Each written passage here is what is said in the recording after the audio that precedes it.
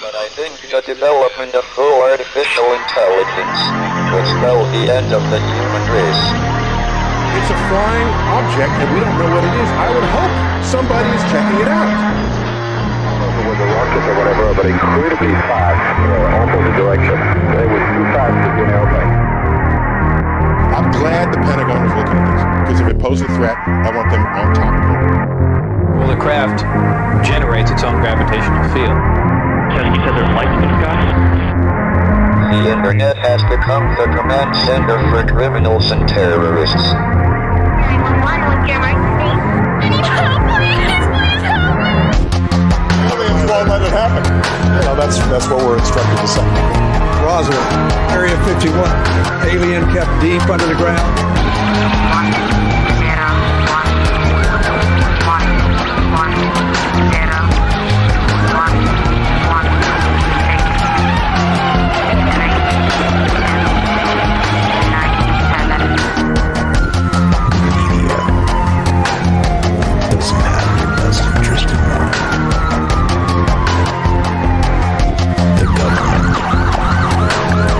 self-serving.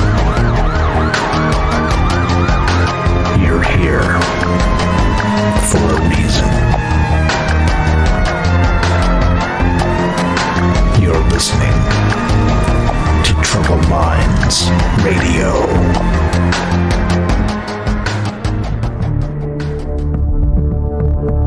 Broadcasting live from a secret bunker just off the extraterrestrial highway. Somewhere in the desert sands outside of Las Vegas.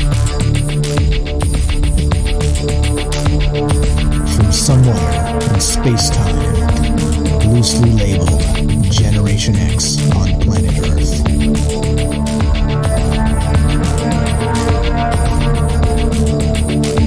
And asking questions of you in earnest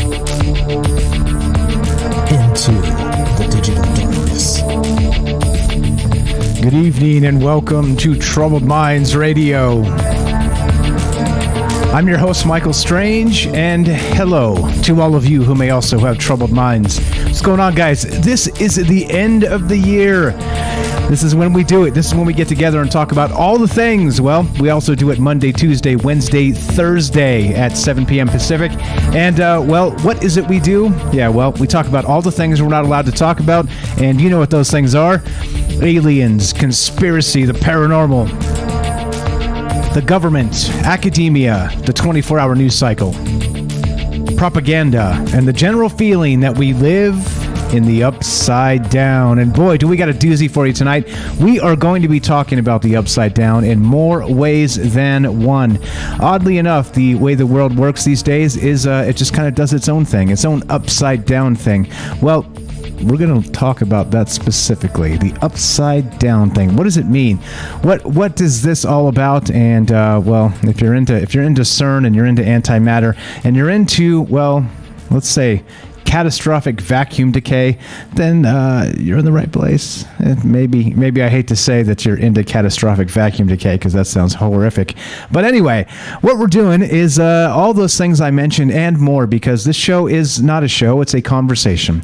It's not about really making anybody believe anything, okay? I just want to make sure we're always clear on this. This is as the disclaimer goes, for entertainment purposes only, all right? All right, this is not the Church of Troubled Minds. This is just a conversation. We're just talking about some things that people believe out there, some conspiracy theories and some other things. And I don't know. There's again part of that whole living in the upside down. There seems to be a whole lot of it out there, and that's what we do. So as part of that, well, as we can get going tonight, it is Thursday. Happy Thursday. Tomorrow is New Year's Eve, so we're winding down 2021. And like I said before we began, this is the time when everybody seems to be doing their retrospectives, right? The best this or the best that or the worst this or the worst that of 2021, right? Everybody's like, 2021, it's all the things, right? Well, 2021 isn't all the things, and well, because it's only 1 year out of many. And I like to think in longer cycles than just the 1 year, right? I don't know. Does anybody ever click on those things that say the best and the worst of 2021? I don't. It irritates me that everybody does the same thing, and that's really why. Really, Sparta. What's part of what? Let's see what it is. Sparta. We are Sparta. No, part of what spawned Troubled Minds is that.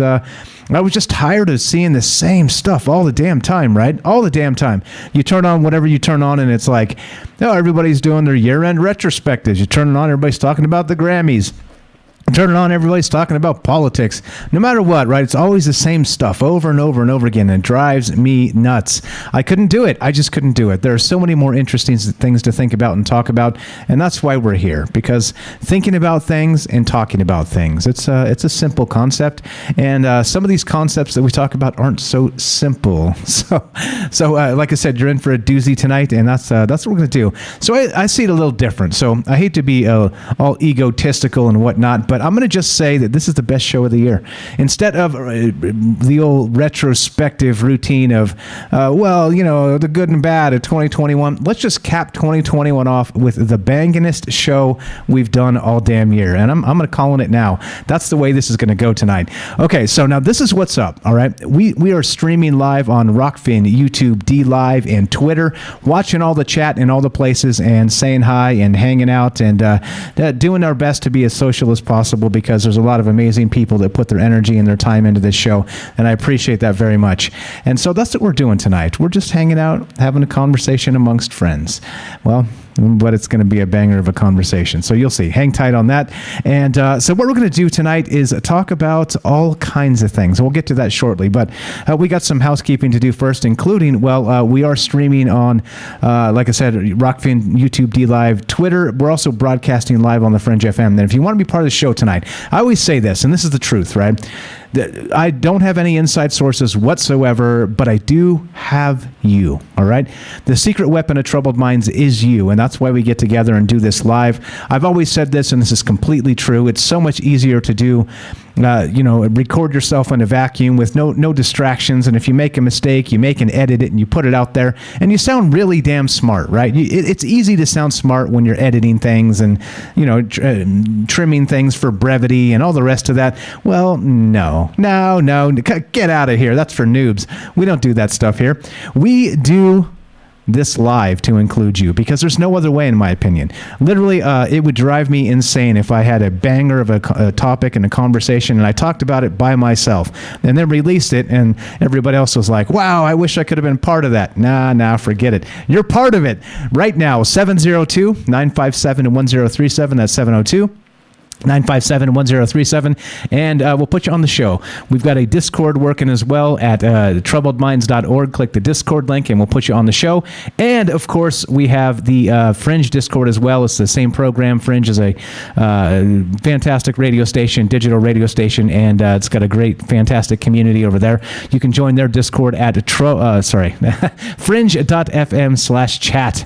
All right, I'm watching all of it. I'm watching everywhere you can possibly imagine. I've got eyes in the back of my head and on the sides, and I'm not an alien, I promise. I actually have just a really large monitor with a bunch of windows open. That's really what I have. There's the secret weapon of the other secret weapon of Troubled Minds, a big monitor and lots of windows open. But okay, so in any case, so that's what we're doing. Let's see, what did I cover? That. Another great thing is you got to download this app if you have not yet. There's a Fringe FM app. You can find it on the iTunes Store or on the Android Google Play Store. Completely free, and it's the easiest way to listen to Troubled Minds. Just Monday through Thursday at 7 p.m. Pacific. Smash the play button on the Fringe app, completely free, and you will get me. You will get us. You will get Troubled Minds Nation, and that's what we're doing tonight. And okay, so now as many of you know, I'm tired. I'm tired. I've been grinding a lot this year. It's been a very, very wonderful, fantastic year for Troubled Minds. Met a ton of new people, which is really what the end of this is all about, meeting a bunch of great folks that are willing to get together and just talk and not cause problems, not turn everything into a political sideshow. Just kind of want to, get together and at least in a digital virtual setting, which is what we're doing, because clearly we can't all be together in different parts of the world and all that. But people that want to get together and stare at the stars and talk about what might be. And that's what this is about. about. And so last night I was just tired. And so there's different versions of tired. So what I want to do is apologize for missing the show last night. I pride myself on working hard and grinding through those moments when you're just not feeling it. But it's not a tired energy, if you guys know what I'm saying. Not like my energy was low yesterday, and it's not about like a physical tired. It's like a creative tired. You know what I mean? It's like you've been doing 4 shows all week long. It's 52 weeks. Like I've missed very little time this year, and it's just a lot of grind. It weighs on the brain a little bit, and so I apologize for that. But sometimes you just got to take a night off and for a breather, recharge the batteries, and just chill. And I'm kind of there. I'm kind of feeling a little fried, but we made it. We got through the end of the year, working hard. The Troubled Minds work ethic is go time, and it is go time. So I'm looking through news cycles, and I actually had all this picked out yesterday, and I just added a couple flourishes on top today because why not? But I'm looking through the news cycles like I always do, right? And I came across this one, and we've never talked about this on this show. Oddly enough, right? We've never talked about this in particular. So let's go here. Let's go straight to what led us to this conversation tonight. And it's this. This is from astronomy.com, and it's like this. Headline is Alien Antimatter crashes into Earth. All right? Alien antimatter. And I'm like, okay, well, this is fine. There's no problem with this, right? This is cool. Alien antimatter. I mean, why not? It's the end of the year. Why not alien antimatter? This is actually published December 29th, right? So just yesterday. So yeah, let's read some of this. This is a little while. In March 2021, after years of analyzing and confirming data, astrophysicists reported that the Ice Cube Neutrino Observatory, a detector buried at the South Pole, had picked up an unusual signal back in 2016. It suggested that a particle called an antineutrino had crossed space and time, originating far beyond our galaxy, before smashing into Antarctica and releasing a particle shower in the ice. According to the standard model of particle physics, every known type of particle has an antimatter counterpart, though there's hardly any trace of antimatter in the universe today, which is another enigma. We'll get to that a little bit later. More than this continues this article from astronomy.com. More than 60 years ago, future Nobel laureate Sheldon Glashow predicted that if an antineutrino, the antimatter answer to the nearly massless neutrino, collided with an electron, it could produce a cascade of other particles. All right.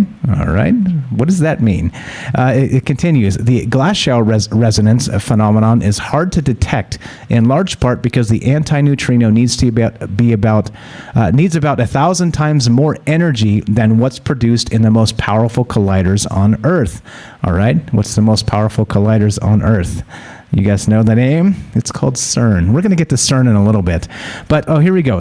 But Ice Cube's detection is evidence that cosmic accelerators in space could readily propel high-energy particles. Quote, it's only possible with a natural accelerator, not ground-based accelerators, says physicist Lou Liu of the University of Wisconsin-Madison, who led the analysis and helped confirm data from the 2016 event. He continued, no one had ever directly observed the resonance before. She says the detection is exciting for at least 2 reasons. First, it confirms predictions by the standard model in physics.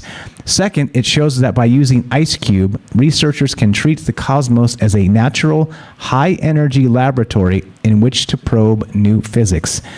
Continue, quote, it opens a new window on neutrino astronomy. All right. So we talked about this briefly on the news show that we do on Monday and Friday at specifically 3 p.m. Pacific. We do that on Twitch. We do a news show that it's called Troubled Minds News. But we've kind of touched on this a little bit. This whole thing with the universe itself as a CERN, right? Like as a particle collider. All right, the universe is out there doing whatever it needs to do. Okay, but slinging along these antimatter particles or whatever the hell this is, right? Like this gets pretty wild pretty fast the more you start looking into it. And so again, like I said, we've never actually talked about this on this show. Oddly enough, CERN and antimatter and the rest of it. So I started looking into antimatter itself and what does it mean? What is it? opposite, right? And there's some pretty fantastic parallels with like the Marvel universe with like this antimatter world and things like this. There's some theoretical stuff out there regarding like an actual maybe opposite sort of universe that if we have all the positive matter on one side in our universe, that at the Big Bang it created a completely opposite side of a similar thing, but in the negative, antimatter realm, I guess you could say. So I don't know. There's a lot of wild considerations and theories regarding this antimatter stuff, right? And of course, CERN. We'll get to that and the rest of it. But I started looking just a little bit, right? Because I don't like to just hip shoot and talk about something I know absolutely nothing about. So I dug in a little bit. And so before we begin tonight, there's a few questions on my mind. What about this antimatter? Okay, now, with all those theories, like I said, some of the other alternate universes, maybe some of this fictional stuff. I think Spider-Man spent some time in the antimatter universe in the Marvel comics and whatnot. What's up, Cedric, in the chat? I see you says, I'm powered by antimatter. So the question for tonight is this. What is with this antimatter? It's a huge mystery because they've detected it. They know what it is. They know if you collide it with actual matter itself, it becomes pure energy. It sort of cancels each other out and just releases the energy in the particles themselves. Now, strangely, what does that mean? What exactly does that mean? And so there's this theory that goes a little something like this. We'll get to it in just a sec as well. I'll explain it layman style, Mike style, because, I'm not a scientist. But check this out. There's this theory that goes something like this. All the matter in the universe should be offset by also the same amount of antimatter, right? To form that balance in the universe, all right? And so I start looking around a little bit, poking around about, whatever's happening here. And sure enough, there's another article that just came out, and it's regarding, the 5 unexplained mysteries of the universe. And wouldn't you know it, number 2 on this list is, where is all the antimatter? And this is from Newsweek.com, and I'll read just a little bit of this. So that's the question tonight. What's up with the antimatter? Where is it, and what do you think this is? Do you think this is some sort of maybe like dark energy or dark matter, some situation with science that we just don't get yet? Or do you think there's some shenanigans going on with this in the universe? So let's read this. Where is all the antimatter? At the start of the known universe, there was the Big Bang, an event around 13.8 billion years ago, from which all known matter is thought to have sprung. Scientists think that the Big Bang should have produced an equal amount of matter and antimatter. And an antimatter particle has the same mass as its normal matter counterpart, except its electric charge and some other qualities are opposite. They're produced as a pair, and if they collide, they turn into pure energy and are annihilated.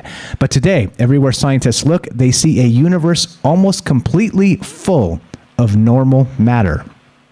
There is still no adequate theory to explain where all the antimatter went, but experiments have shown that the laws of physics do not apply equally to matter and antimatter, according to the European Organization for Nuclear Research. That would be CERN, CERN. Physicists are still keen to find out why. All right, so that starts us out tonight, and I think there's a lot there. Just the beginning is like, okay, so where is the antimatter? By many actual theoretical calculations and postulations and all the rest of this, some of the smartest folks in the world have said we're missing a whole bunch of antimatter in the universe. So where is it? Where did it go? And that's what I want to know. And not only that, then, what about this CERN bit? The people at CERN have stated that it should be out there. They've also been able to collide these particles together and create that annihilation and pure energy in that state of smashing the matter and the antimatter particles together. And of course, that would be the Large Hadron Collider at CERN. Okay, but the thing is this, right? It got me thinking in terms of larger scales. And of course, right, you start looking into CERN and some of the rest of this stuff. I got the spammer. I got Doloritas Joni. I got you. I got it. Thanks, Fred. I'm on it. But the thing is this, right? Regarding all of this universal matter antimatter stuff, it got me thinking in terms of, as usual, right? Maybe some of the larger questions. Maybe some of, well, what's up with creation itself? And what is this antimatter bit? Is there some sort of balance that needs to be in place, right, between the matter and the antimatter at a, who knows, maybe at the moment of the Big Bang or creation, and maybe that the antimatter is part of what's causing the acceleration of the universe, the expansion. And maybe when it comes to a tipping point, they've suggested this in some of the other theories and models regarding the universe, is that maybe it all snaps back. The big crunch, it's called, right?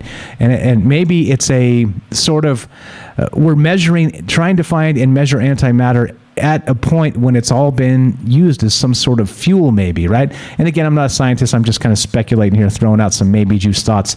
But what if that's sort of the idea? And this antimatter is pushing so far and so hard that it's just disappearing. This fuel for expansion, let's say.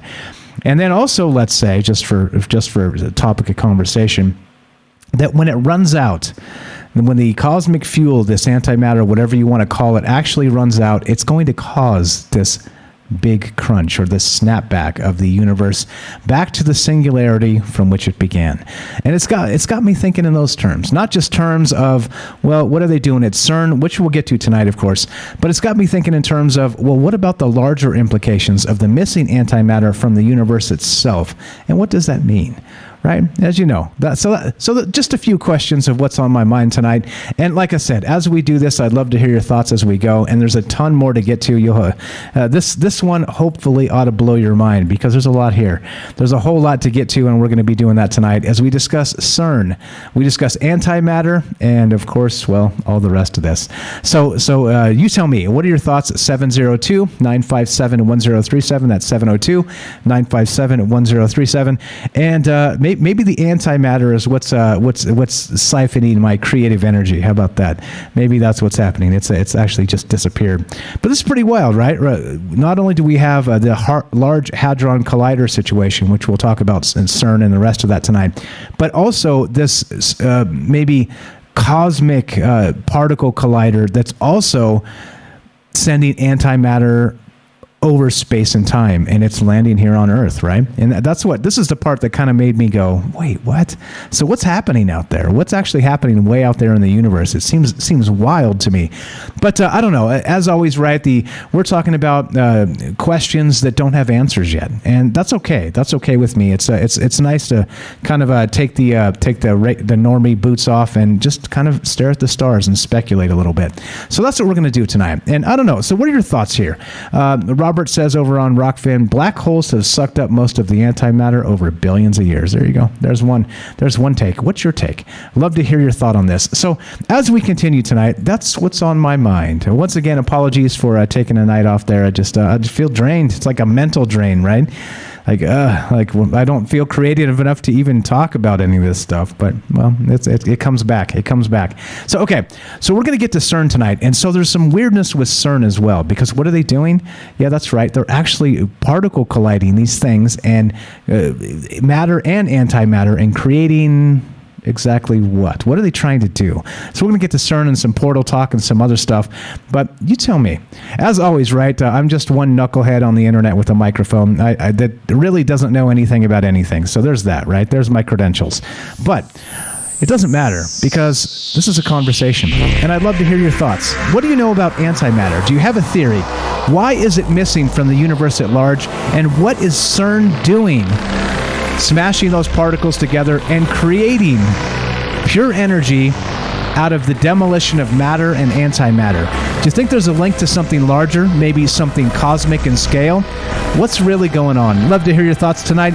702-957-1037. That's 702-957-1037. This is Troubled Minds. I'm Michael Strange. Don't go anywhere. More CERN, Antimatter, and you when we return. Be right back.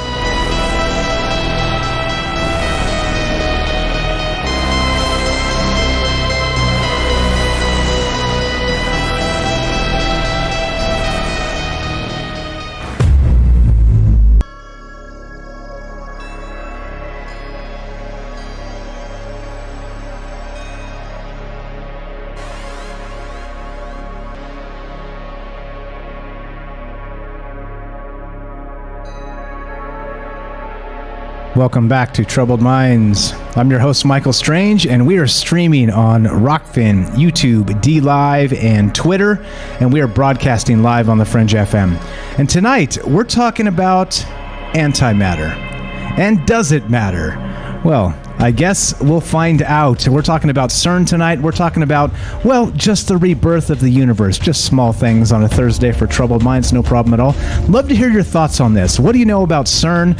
Are you concerned with that catastrophic vacuum decay that Stephen Hawking hinted at? And, well, or do you think that a lot of these conspiracy theories regarding CERN and antimatter and all the rest of this, do you think they're just a bunch of BS? Do you think it's just straight up nonsense hogwash? Trust the science and just strap back in, Mike. Put your seatbelt on, lock in that crash helmet, and get ready for what comes next. You tell me. Love to hear your thoughts on this. If you want to be part of the show tonight, 702-957-1037. That's 702-957-1037. And there is some pretty bizarre, let's say fantastic. I think bizarre is the wrong word because fantastic is can also be good. Bizarre seems bad. Anyway, some fantastic conspiracy theories regarding CERN itself. And one of them actually was postulated by Nick Hinton, the famous Nick Hinton out there. You can follow him on Twitter. I believe it's just at Nick Hinton. I'll find his Twitter to make sure I'm not butchering that for him. But basically, he's postulated this, right? But all this weird Mandela effect type stuff and the fact that the last, let's say 8 to 10 years has just been absolutely insane with news cycles, with stuff happening in the world, with things like Donald Trump becoming president and the media losing their mind and all that Mandela effect stuff about people remembering this but not that or different ways. His speculation is this, that in 2012, and we did talk about this a long time ago, this in particular, this idea that maybe the universe itself did actually become swallowed in some sort of actual vacuum decay. Because back on July 4th, 2021, sorry, not 2021, July 4th, 2012, the 4th of July, they actually announced that CERN had discovered the Higgs boson, if you guys remember that. The Higgs field and all the rest of that had the big press conference and everything. And one of the theories goes a little something like this, is that from Nick Hinton, he suggested that the reason things have just really gone off the rails in the last 10 years or so is because the world did end, the universe did end on July 4th, 2012, somewhere in that range. Of course, and if you look at the Mayan calendar, remember all that to do about December 21st, 2012, the long count cycle came to an end of the many Baktuns of the Mayan calendar. And if the universe itself actually came to an end, that we wouldn't even know it because it would be a catastrophic vacuum decay as Stephen Hawking described. And it would be snap your fingers in a single instant. It would be gone. Everything would be gone. And there would be no time to even take a breath or blink or anything else. It would be gone. But he suggested that instead, right, the reason we're still here in this bizarro land, the upside down that we now live in, is because, well, we spun off into another reality, another dimension, another part of that, whatever consciousness of what this world is and the people on it, spun off into this new reality as the old reality came to a crashing end. Well, or a snap your fingers gone, sort of like Thanos in the MCU, if you guys are into that. But I don't know. So basically the thought is this. Oops, I gotta fix this real quick. So the thought is this, right? Do you think that there's something to any of these CERN conspiracy theories, or do you think it's all just a bunch of hogwash? And I'm okay with hogwash because, again, it's part of drinking the maybe juice, right? Like you can't just swallow all the conspiracies and say everything's real, right? It's easy, but it's also, I don't like doing it because it's also let's consider that these things may be wild speculation anyway, right? I think that's a good thing. So what are your thoughts on this? Have you heard of this? And what do you know about CERN? Is there a concern with CERN for you, or do you think it's just a BS conspiracy theory? And that's what's on my mind tonight, among many other things which we'll get to as we go. But love to hear your thoughts. If you want to be part of the show tonight, part of the conversation, 702-957-1037. That's 702-957-1037. You can contact us at troubledminds.org. Click the Discord link. The phone number is also there on the official website. With that said, let's go to our good friend Joe in Florida. Happy Thursday. How are you? Welcome to the show. I'm not too bad. How are you doing? Oh, very well. Thank you. Feeling a little better, a little recharged, ready to go. Ready to get after 2022. So that's good. I got some work tomorrow. But I was thinking of this, I used to see dark matter all the time when I was done cremating people. So that's my terrible joke for the night. All right. But, fair enough.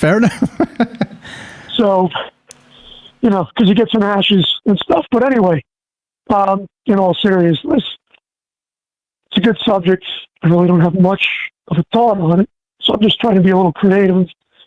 I think Robert had already said somebody else is living in antimatter. They wouldn't see us. And then I was thinking maybe kind of like this. Maybe our existence is shadowed by dark matter, something that's exactly like us, like a bizarre world, kind of almost literally like a shadow that follows us.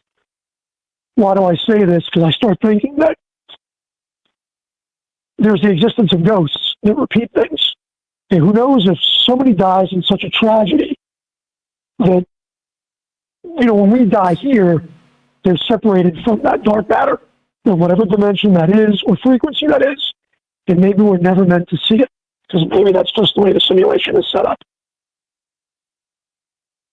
Right, we're just not allowed, right? It's like that. It would literally be what people refer to as the veil, right? It would be, you can't peek behind that curtain because that's really the curtain of your reality. And what lies behind that curtain? Well, obviously and clearly, another reality, right? Probably the same curtain, yeah, the same reality. I mean, the thing that I wonder about CERN is that, aside from that, I know that they're trying to, with fusion reactors, I believe they're trying to get the magnetics strong enough to make a containment field, like you would hear in Star Trek.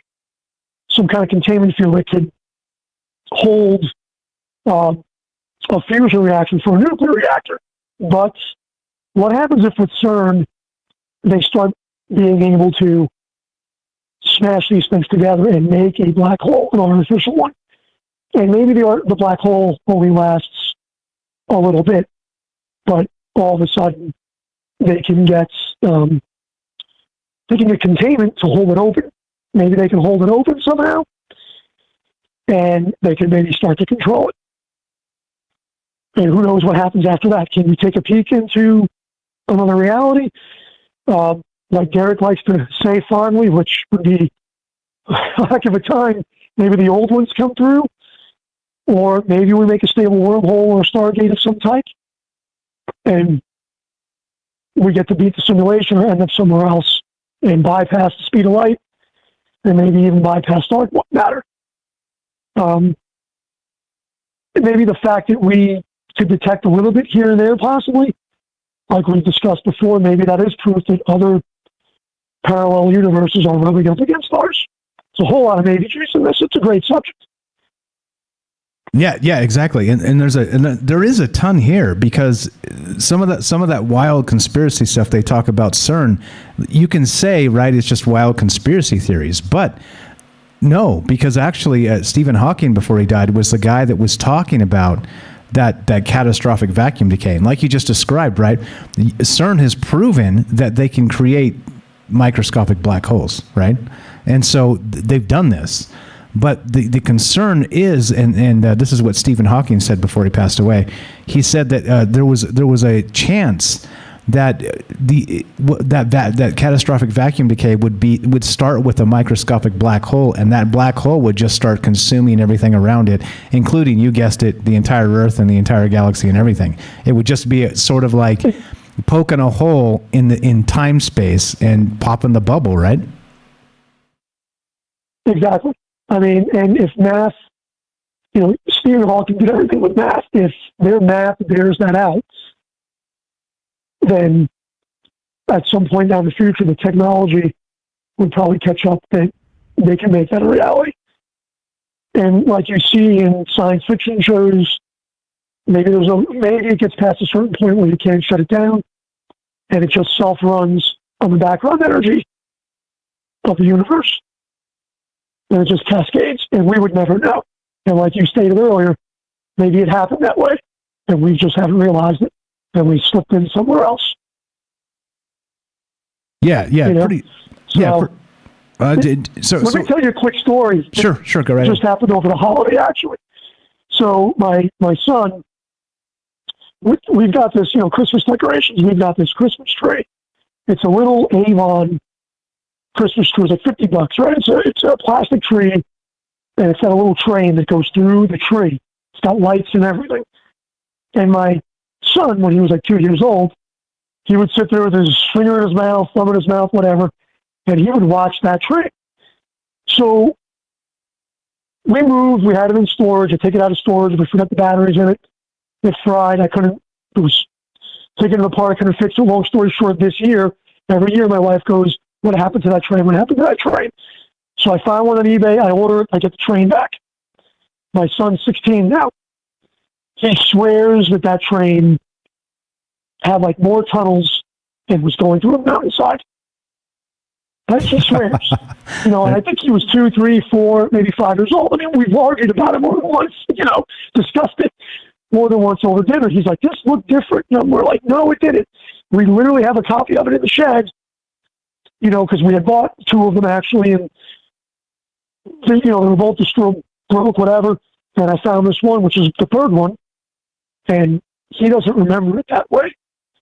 And I looked at him and I made the joke. I go, "Well, you must be the Bizarro son." And you're an alien from another dimension, bro. But we don't take it all serious. It's all tongue in cheek. That's why we're here. But I don't know. It's a scary thing. I mean, if it did happen in 2012, does it really matter? Because I kind of concede to the theory that when the Big Bang happens, everything happened at once, and we're just kind of living in the shadow of that. That's why some people have precognition. That's why some people see shadows. That's why some people have deja vu. Because everything's already happened. We're just living in the wake of it. Right, exactly. So oddly enough, now this is the crazy part about all this. So that like I always say, we're living in the upside down. We've talked about Stranger Things 11, the Montauk Project, the Demogorgon coming through a portal, right? Now, if something like that did happen, and there was a catastrophic vacuum decay back in 2012 that coincided with the Mayan calendar and that prediction, right, the doomsday, whatever they were calling it then, well, if that happened, then, and they say that there is an actual universe that's exactly us, but antimatter instead, is it possible that we just flipped, right? And that's why things are just so bizarro. Because I was reading into some of this, and the speculation is that there is a antimatter version of our exact universe, but it's just the opposite. And so, like somebody said in the chat a little ways up, we would just be their antimatter, okay? So the reason I bring it up is if that's the case and everything's actually reversed, well, is maybe that explaining why we are suddenly things are just going off the rails here? But would it be going off the rails over there? And who controls who? And is it free will? If it was totally like a yin and yang, if I had to picture it in a yin and yang, which I hate to do, would one side be totally happy and good? And are we stuck with the other side that's, run by rich narcissists and maniacs? I don't know. I don't know, heaven and earth, heaven and hell, basically. And how would we ever know? We're in bliss.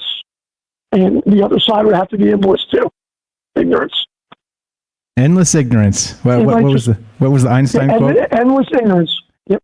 I think Einstein said there are only two things that are infinite, right? The universe and human stupidity. And he's not sure about the universe. Yep. Yeah.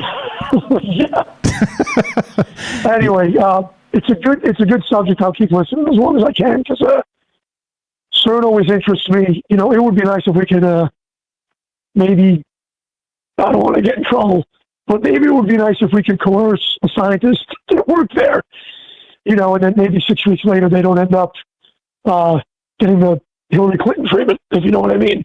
Oh, right. Yeah, I wonder what's really happening there. There's been some pretty amazing plots with that. We'll get in some of that as well tonight. You're the best, Joe. I appreciate it. Happy New Year to you. God bless you and the family, as always. Thank you for being part of this family for a very long time. Here's to another great year, to Troubled Minds, and to you, and whatever you want to succeed in next year, brother. Thanks so much for being part of this. Thank you. Happy New Year. Good night, guys. Thanks, you too. Talk to you soon. There you go. Talk to you next year, right? This is when we can start making the corny next year jokes. See you next year. Was that the dad jokes? Okay, so anyway, we're still talking about this stuff, all right? Now, this antimatter situation, all right? CERN. We're going to get to some of this stuff. There's some pretty wild things. Let's go to a couple of quotes, actually, by the way. So, CERN quotes, right? This is from Ben Aronovich, Moon Over Soho.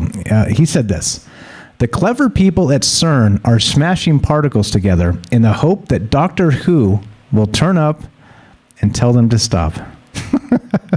And well, maybe. I'm gonna call that sipping some definite maybe juice. All right. So we have this situation where we have the most accurate antimatter measures still can't explain how universe even exists, and this is what modern physics is telling us. Particle physics and all the rest of this is because there's supposed to be enough antimatter in the universe to offset the amount of actual matter itself, and there's not. They can't find it. They can't detect it. And here's another article from Newsweek describing exactly this thing. And it starts to make you wonder, like, what's really going on out there, right? Like, what's happening in the universe around us? And is it weirder than we ever considered? Is it just more strange than you ever could have put your finger on with any of these wild conspiracy theories, right? And so that's what we're talking about tonight. These CERN conspiracy theories. Do you think there's something to this? Or do you think that a lot of this stuff is just manufactured clickbait hogwash, right? And I think that the fun part about it is it's theoretical. It's one of those things where if a scientist can say, well, we have reason to believe that there are other universes, and some of them may even be in the antimatter realm, a mirror image opposite of what we do here in our universe, right? A scientist can say that. Well, why can't we speculate on top of that, or aside that, or inside of that, or outside of that, or anywhere around it? Why not? That's what we're doing tonight. Do you think any of these CERN conspiracy theories have any weight to them? And if not, well, why? So real quick, let's talk about what antimatter is just real fast so we can fill in and do a little bit of educational stuff as well as we go tonight. If you want to be part of the show, like Joe there, just give us a call, 702-957-1037. That's 702-957-1037. We'll put you on the show, and it's as simple as that. Watching all the chats, checking all the great conversation out there already. Okay, so let's go to this then. This is from MSN. What exactly is this antimatter thing that we're talking about, right? Antimatter is the same as ordinary matter, except it has the opposite electric charge. For instance, an electron, which has a negative charge, has an antimatter partner known as a positron. A positron is a particle with the same mass as an electron, but a positive charge. Particles with no electric charge, like neutrons, are often their own antimatter partners. But researchers have yet to determine if mysterious tiny particles known as neutrinos, which are also neutral, are their own antiparticles. Blow up your brain right there. Although it may sound like something out of science fiction, antimatter is real. Antimatter was created along with matter after the Big Bang. But antimatter is rare in today's universe, and scientists aren't sure why. And that's, well, exactly, all right? And this actually goes back to the middle of December 2021. So there's some good conversation still going on out there about cosmology, about the Big Bang, about the universe we live in. As somebody said over there in the chat, what's up? Let's go over to this real quick. Big Pine Sailing over on Rockfin said this. I was in Chicago when they fired up the Hadron Collider in Batavia, Illinois, and it caused an earthquake. They don't have earthquakes in Chicago. Woke me up from a dead sleep, and that's pretty wild. I didn't know that was a thing. I didn't know that happened. But yeah, if you want to, that's why we do this live, to hear stories exactly like that. Big Pine Sailing also adds, atheist scientists are turning religious due to what is going on at CERN. And it is strange that you get science and religion kind of bumping into each other in some capacities, and people kind of changing the way they used to think based on what they're finding, right? Pretty wild stuff, including, well, you could even go to UFOs, right? Remember, J. Allen Hynek of Project Blue Book fame was supposedly hired to debunk UFOs for the U.S. government, the U.S. Air Force. But by the end of it, he actually started to believe. What does that tell you, right? Like when you take a microscope to something and you're supposed to doubt it, and then the more you study it, the more you start to believe there's something there. Adonis says, so why aren't we stopping CERN? Because some of this may just be BS, if we're being honest. I don't know. Like, it's, again, theoretical. It could be, like, I'm not trying to tell anybody that CERN is evil or the devil or any of the rest of that stuff. Definitely concerning. What's up, Ronald, with the jokes over there? I see ya. But, I mean, I think the thing is that we are, I don't know, what are we doing? What are we doing with this? And do you believe any of this stuff? Do you believe that the reason the glitch in the matrix type effects, like the Mandela effect, these they call them mass, what do they call them? Not mass hallucinations. I can't remember the term. There's some scientific term for the Mandela effect, and it just seems ridiculous. Like, oh, I see. We all remembered it wrong. God, I got it. That makes perfect sense. That makes perfect sense to me. But I don't know. So again, sort of that whole bit about the world we live in, the universe we live in. Is there something to this antimatter business, this CERN particle collider? And, well, the way this works, I think the craziness is that if they say this catastrophic vacuum decay, and again, that's not conspiracy theory, that was put forward and talked about by the late, great Stephen Hawking. And the catastrophic vacuum decay means that CERN collides a couple particles. They get down to the point where they shouldn't. They go smaller and smaller and smaller. And the particles that collide create some sort of black hole that just eats everything up and begins destroying the reality we live in. But what does that mean if that's the case? And that's that postulation by Nick Hinton, and he describes that as maybe already happened when they discovered the God particle, the actual, quote, God particle back in 2012, is that maybe that did happen, and it spun us into that antimatter universe on the opposite side. So I don't know. What are your thoughts here? Do you think this is way too far out there? Do you think this is one of those ones where you're like, come on, Mike, get out of here, Mike. There's way too much maybe juice for me. Or do you think there's something here? And that's the question, right? It's okay that we're talking about all this stuff because it is a concern. It is a concerning. Back to Ronald's joke over there on Rockfin. If you guys aren't on Rockfin, you're missing out. By the way, Ronald's a one-man band over there with all the jokes. But I think that a collective misremembering, is that what that's called, Liam? Thank you. Appreciate that. So I don't know. The question is tonight, do you put any weight in these conspiracy theories about CERN? That's the question. That's what's on my mind tonight. What about this dark antimatter, these particles, the particle colliders, CERN, all the rest of this? I don't know. We're going to get to more of this. We'll get to Shiva. We'll get to the dance of destruction and rebirth. We're going to get to, well, maybe this is actually how the universe works. And we can't count in terms of cosmic timescales because we're mere mortals. But maybe this is exactly what's going on out there, and we just don't understand the full scope of it just yet. So you want to be part of the show tonight? Love to hear your thoughts. Talking about CERN, talking about antimatter, talking about deja vu, and you. If you want to be part of it, Give me a call at 702-957-1037. That's 702-957-1037. This is Troubled Minds. I'm Michael Strange. Don't go anywhere. More CERN, antimatter, particle colliders, and you when we return. Be right back.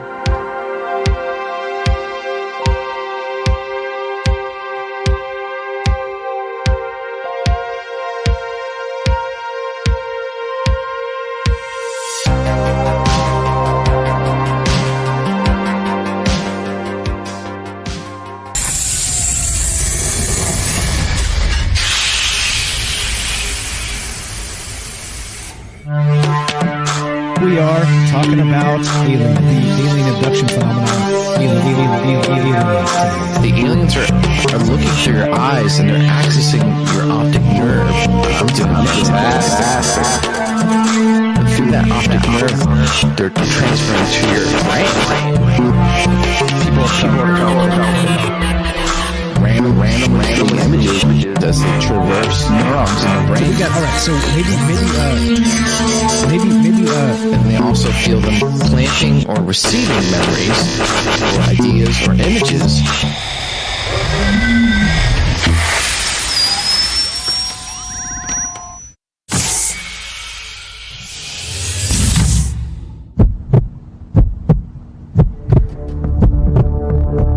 Broadcasting live from a secret bunker just off the extraterrestrial highway. Somewhere in the desert sands outside of Las Vegas. From somewhere in space-time, loosely labeled Generation X on planet Earth.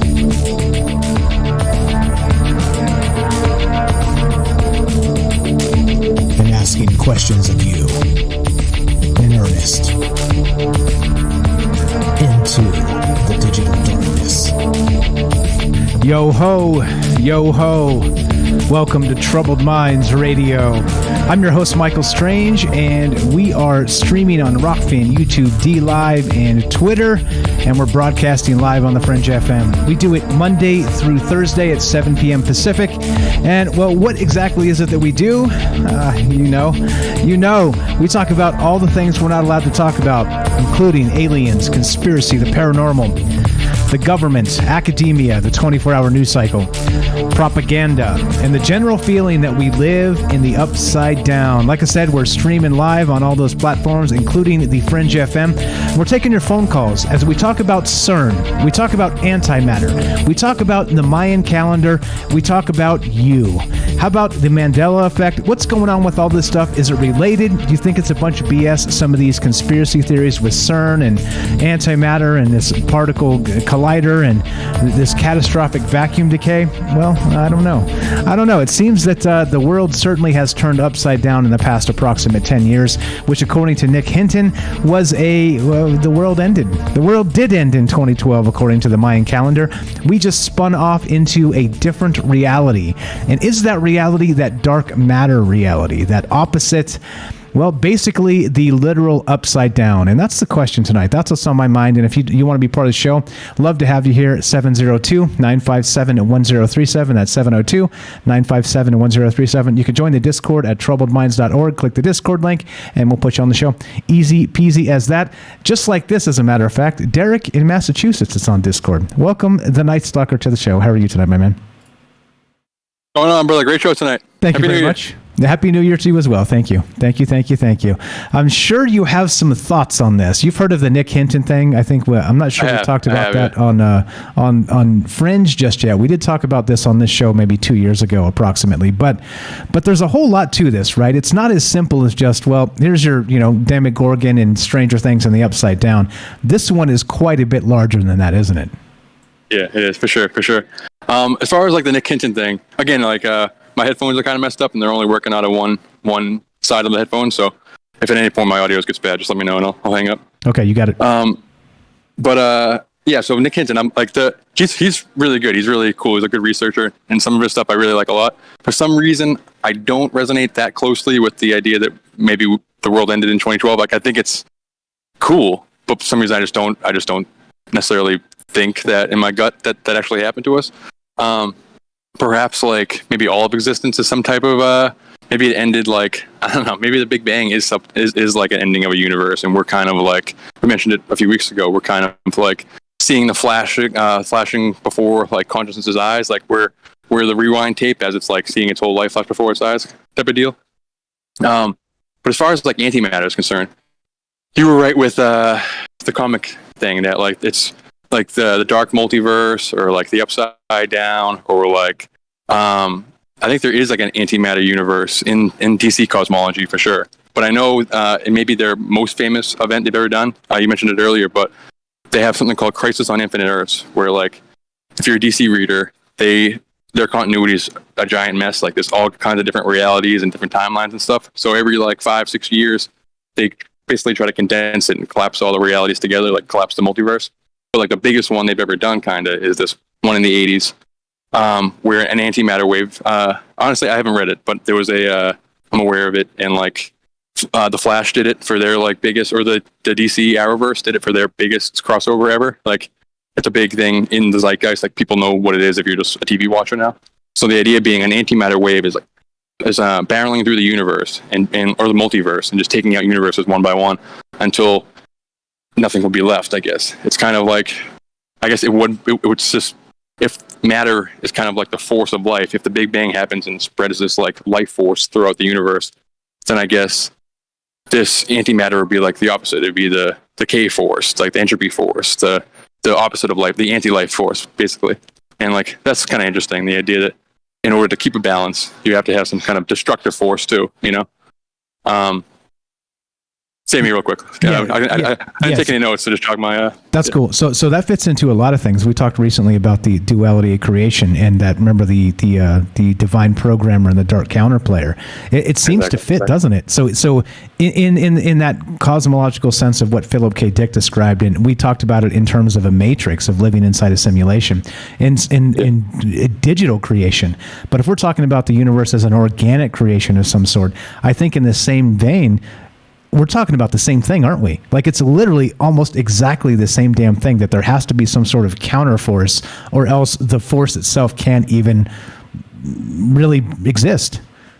Yeah, exactly. I'm kind of just like going through my old news stories and my notes right now.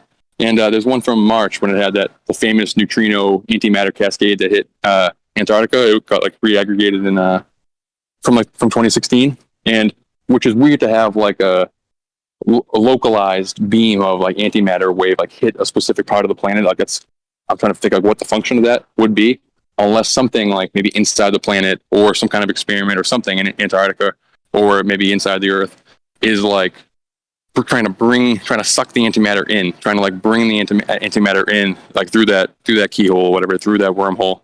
And like, what if there is just a dark, like, what if it is very, very binary? I think there's infinite realities, like across the board, like as far as like different metaphysical like realities and as far as physical realities. But let's just say there's just a matter multiverse and then a antimatter multiverse. And let's say for some reason maybe these dark entities, these Cthulhu, these old ones or whatever, are somehow in charge of these elites. They're somehow they're making some kind of arrangement, which falls in all kinds of different conspiracies. But so they have some kind of goal or plan where they're trying to like bring this reality into our reality. They're trying to like actively make the two merge together.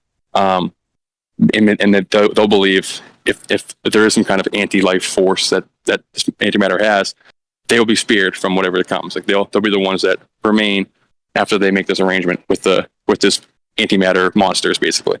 And that like kind of fits into the story by Mark Millar. He's like the one who wrote Kick-Ass in the comics and stuff.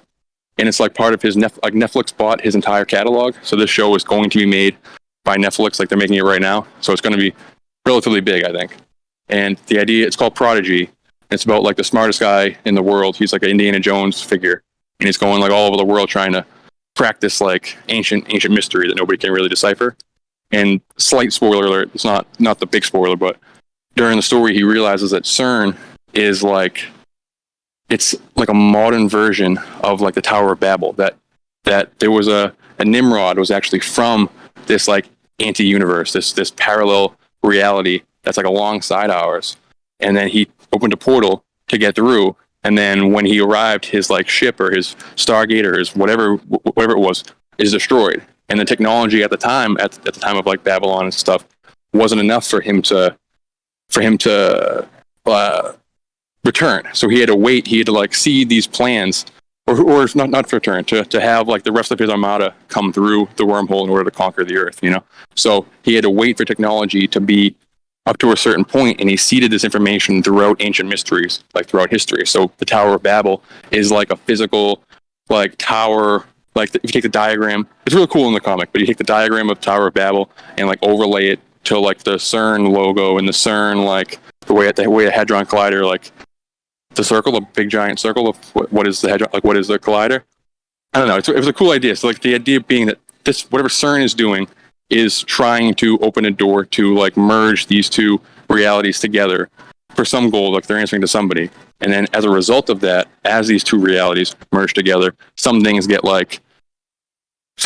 merged smoothly, but other things you'll have to kind of just discard things, which could be an explanation for the Mandela effect, which is maybe the most common one, that multiple timelines, multiple realities are like being condensed together, you know? Yeah, sort of converging. I'm really rambling, so sorry. So just, no, I got you.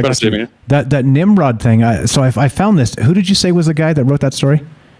Mark Millar. Okay, so I've got this article called Auric Media, AURIC Media.net, and it says Nimrod's tomb found, cloning of Nimrod and Osiris underway, and they're talking about exactly. Geez. Yeah, and it says this is like Donald Marshall has told, so that's why I didn't catch the name. I was like, are we talking about the exact same thing without even knowing it?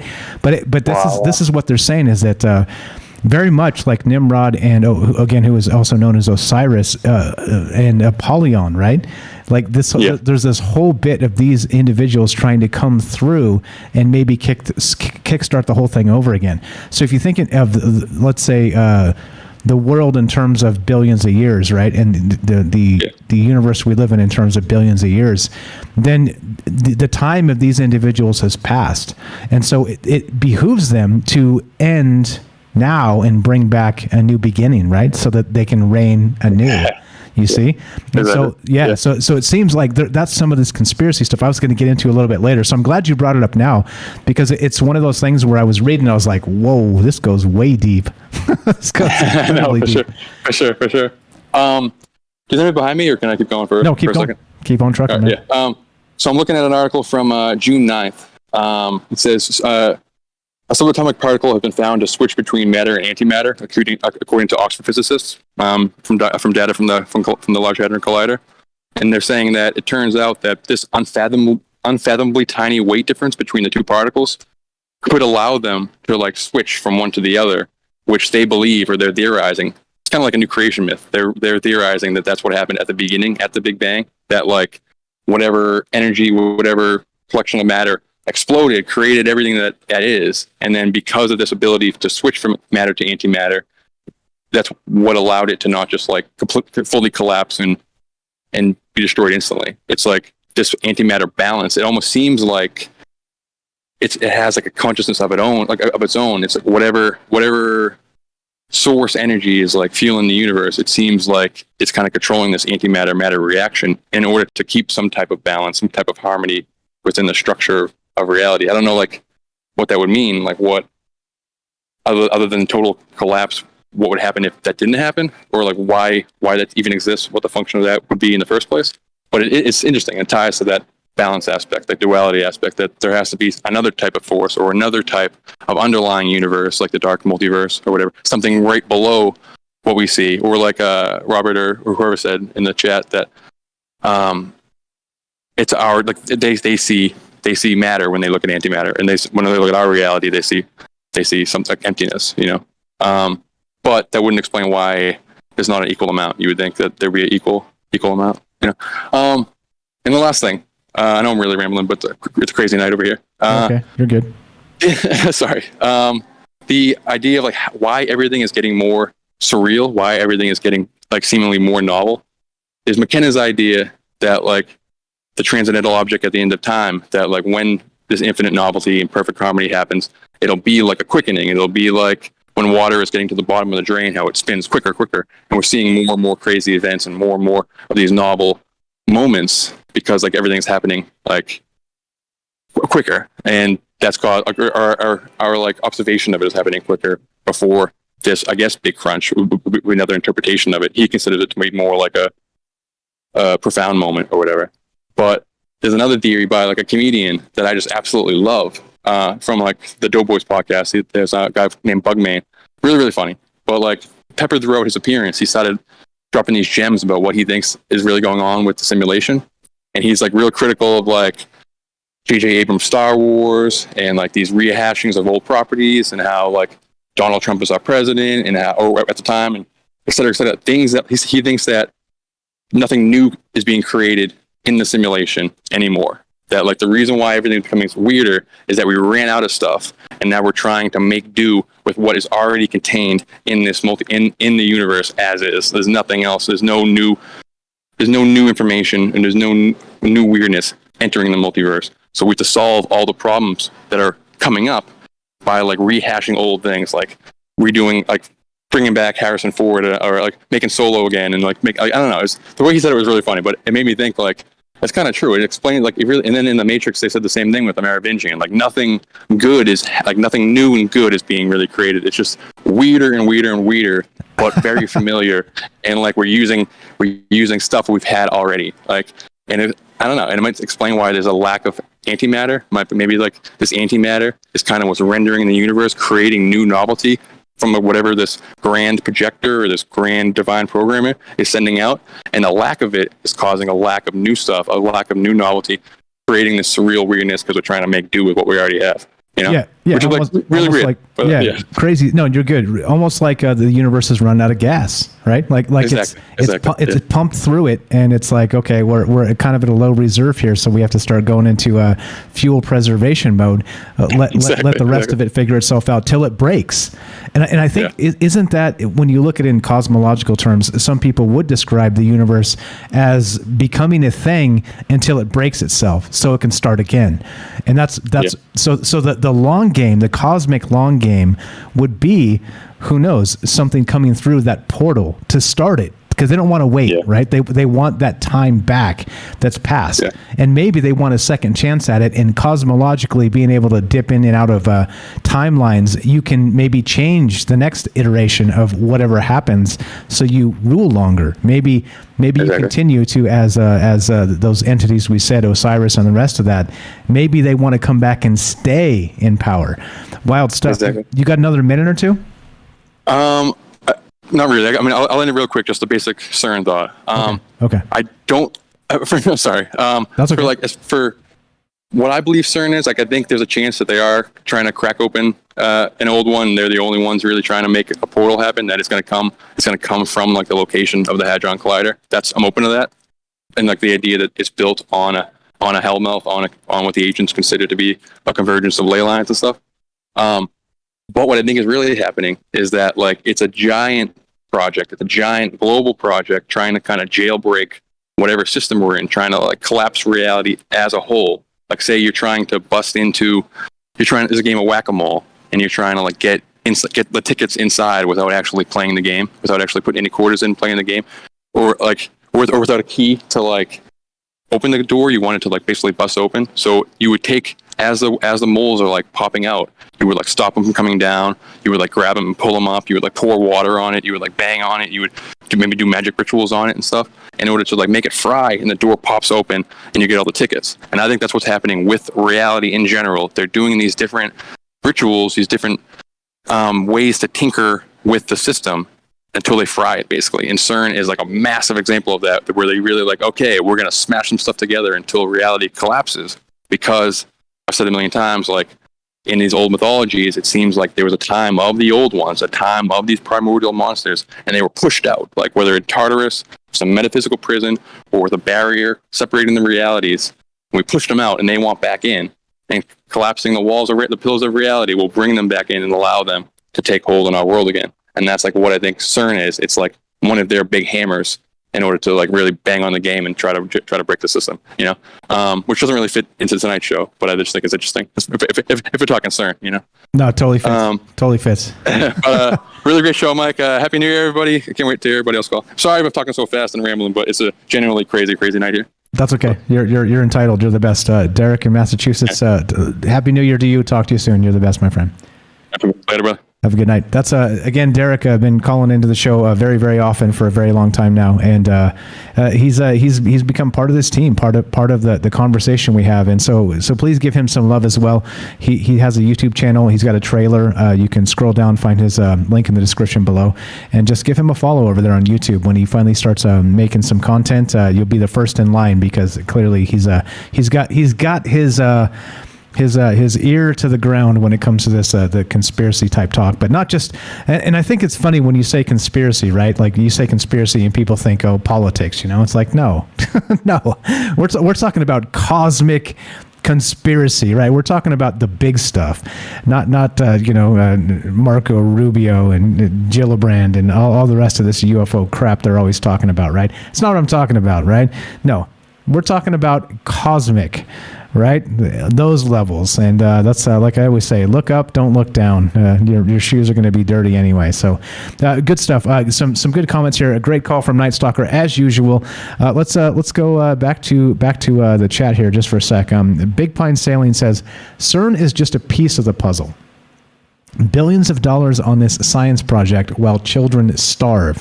It's a symbol of our hubris. And I always say that. Human hubris is, clearly we need to have the confidence to step out and challenge the universe, but trying to play God ourselves is going to cause us more problems. And it's not good. We have to have a certain level of respect for what came before us, right? And what will remain after us too. I think that's the nuttiest part about that, is that so have some humility in that we're only here for a short period of time. Us, like as a singular individual, but then also probably humanity is only going to be here for an eyelash of like the time of the cosmos. So yeah, 100%, man. That's a great comment, and exactly. Liam Martin, the famous Liam Martin, Rohan says, H&A bombs are case in point. They just do it anyway with no consideration to even have a discussion about, just like in Atlantis, right? Yeah, they said their technology ruined them, right? Yeah, good stuff. And Big Pine Sailing adds, existence is not something we are meant to fully understand and teach in classrooms. And I think that's exactly it. What's up? And Tambam, what's up? Shows up and says, Rockfin just needed an update. So there you go. I don't know. So pretty wild stuff. We're going to get to this, the Nimrod and the Osiris and some of this other stuff, and maybe allowing something to enter that door, whatever doorway is being opened up, whatever doorway, cosmic doorway we're knocking on. What is on the other side of that? And that's what's coming up. So I don't know. What are your thoughts as usual, right? This is hefty maybe juice style. And why not? It's the end of the year. Like I said, everybody does their retrospectives and all the rest of this, top 10 of this and top 5s of this and the best shows of the year. Nah, screw all that. We're just going to do the best show of the year. Tonight, we're doing it right now. And we're talking about CERN. And we're talking about the cosmic coincidence. Well, and of course, what that might mean and where it leads us for the future. So if you want to be part of the show tonight, I'd love to hear your thoughts. Thank you for the calls thus far, Joe and Derek. And what we're going to do is continue talking about antimatter, talking about CERN, talking about, well, is Osiris trying to kick in the door from the other realm and get a shortcut to the reboot? Start again anew where he can rule in perpetuity. You tell me. Love to hear your thoughts. Or is this too far off the rails? It's all good. 702-957-1037. That's 702-957-1037. This is Troubled Minds. I'm Michael Strange. Don't go anywhere. More CERN, Osiris, antimatter, and you when we return. Be right back.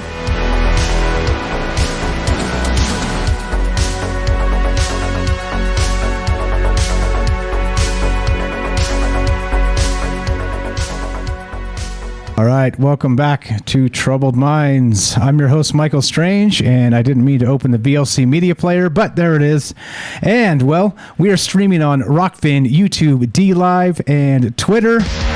And we are broadcasting live on the Fringe FM. If you want to be part of the show tonight, love to hear your thoughts on CERN. Do you think that some of these actual conspiracy theories with CERN regarding, well, a lot of this is just a bunch of BS, or do you think that there's maybe something to this? Is there some sort of entity on the other side in a dark matter parallel dimension trying to knock on the door of our reality and step on through? Come on down. You're next on The Price is Right. You tell me. Love to hear your thoughts at 702-957-1037. That's 702-957-1037. And we'll put you on the show. And let me adjust my volume 1 second.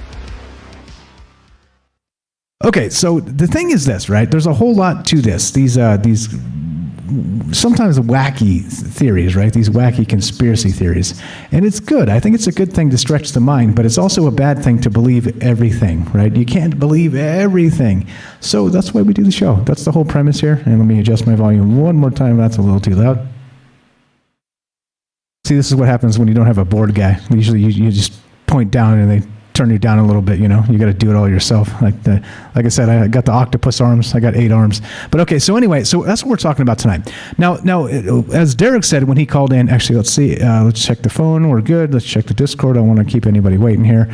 Okay, so if you want to be part of the show tonight, again, 702-957-1037. So the thing is this, right? We've got this from Skywatch TV. And again, take these sources for what they are. There's a lot of this going on that kind of makes you maybe scratch your chin and go, okay, what is this, right? Like, who said this? Where the source is, all the rest. But check this out. This is from October 18th, 2020.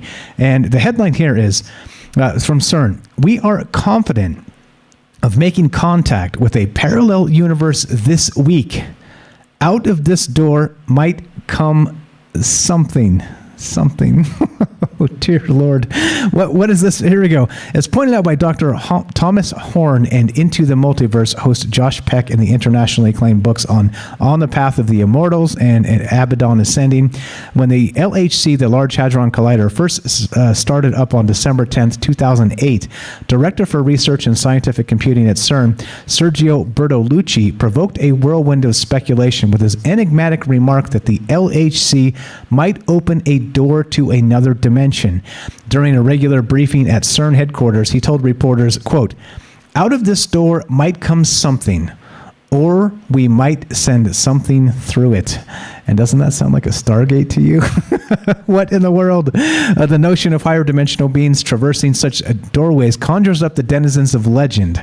Orcs, ogres, elves, fairies, dwarves, and giants.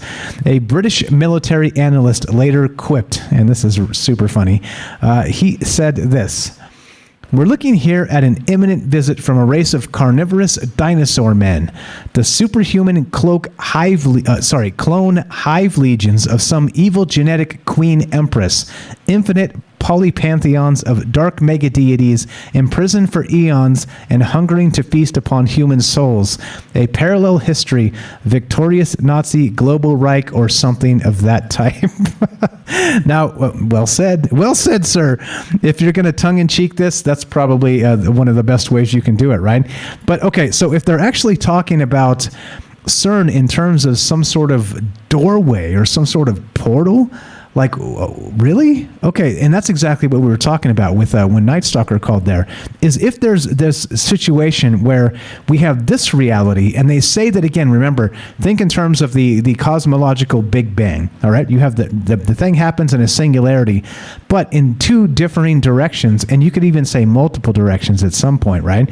But at least a positive and negative with matter and antimatter as like mirror universes exist as part of that duality of creation, right? Like we've been talking about quite a lot recently because of that whole Matrix thing that happened and the movie and again, the Philip K. Dick show that we did maybe 2 weeks ago, 10 days ago, something like that. If you missed that one, go check that out. That was another banger of a show.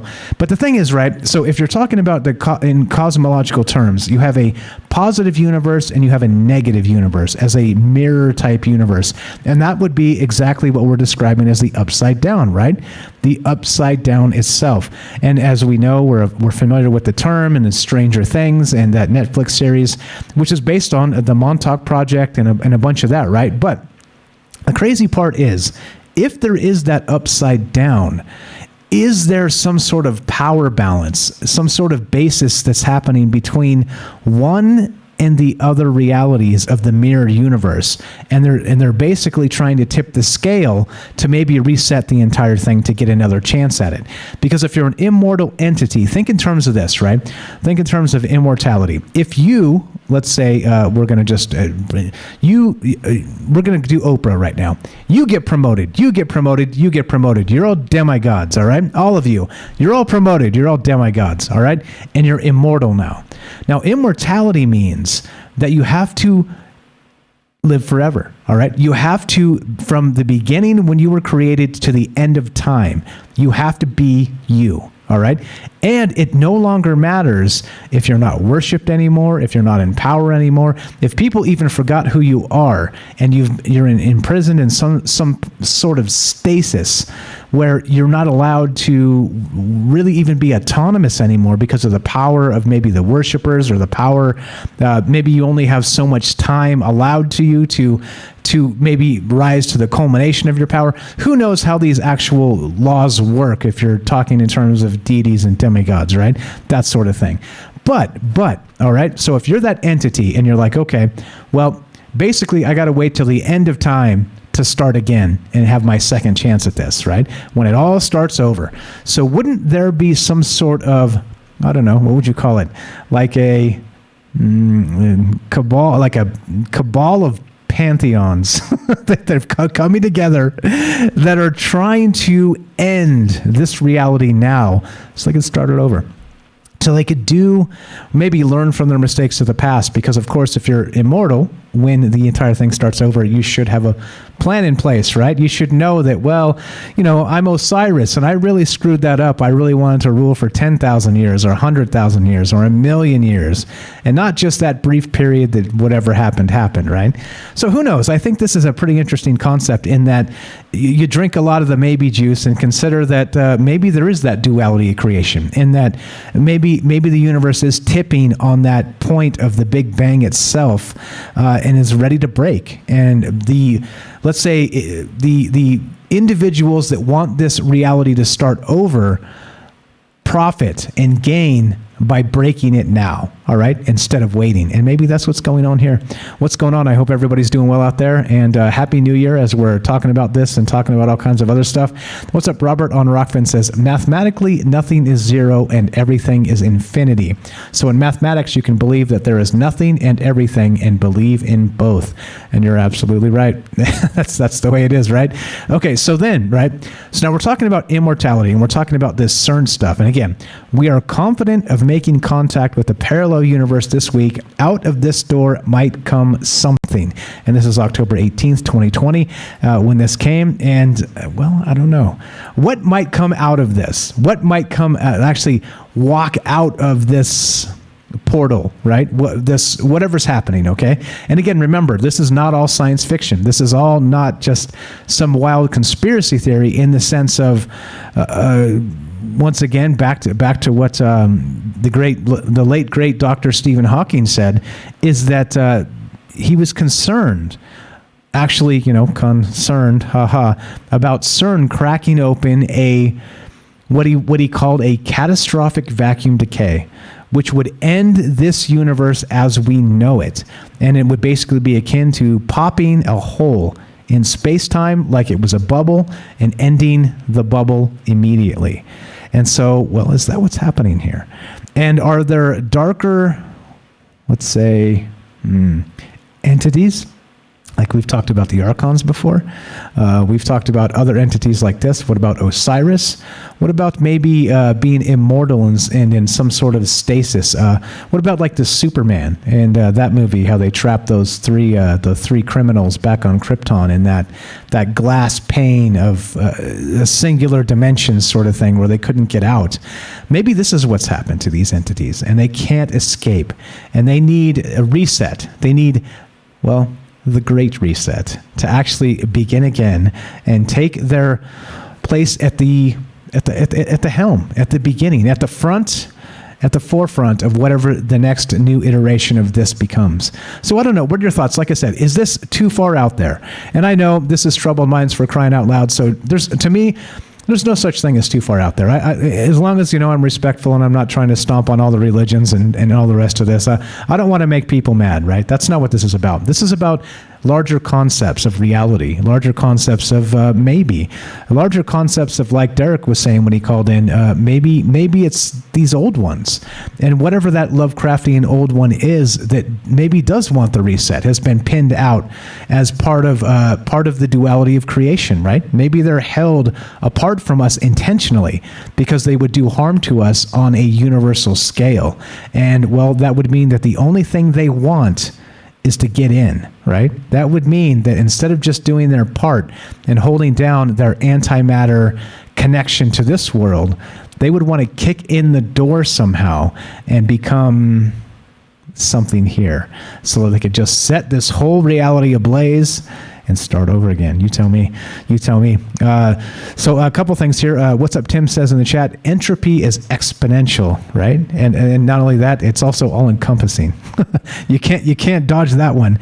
Let's see, who else is here? What's up, Mike D? Says, thanks for doing a show tonight, Michael Strange. Appreciate that. Thanks for appreciating it. I'm glad to be here. Definitely glad to be here. Let's see. What else do we got?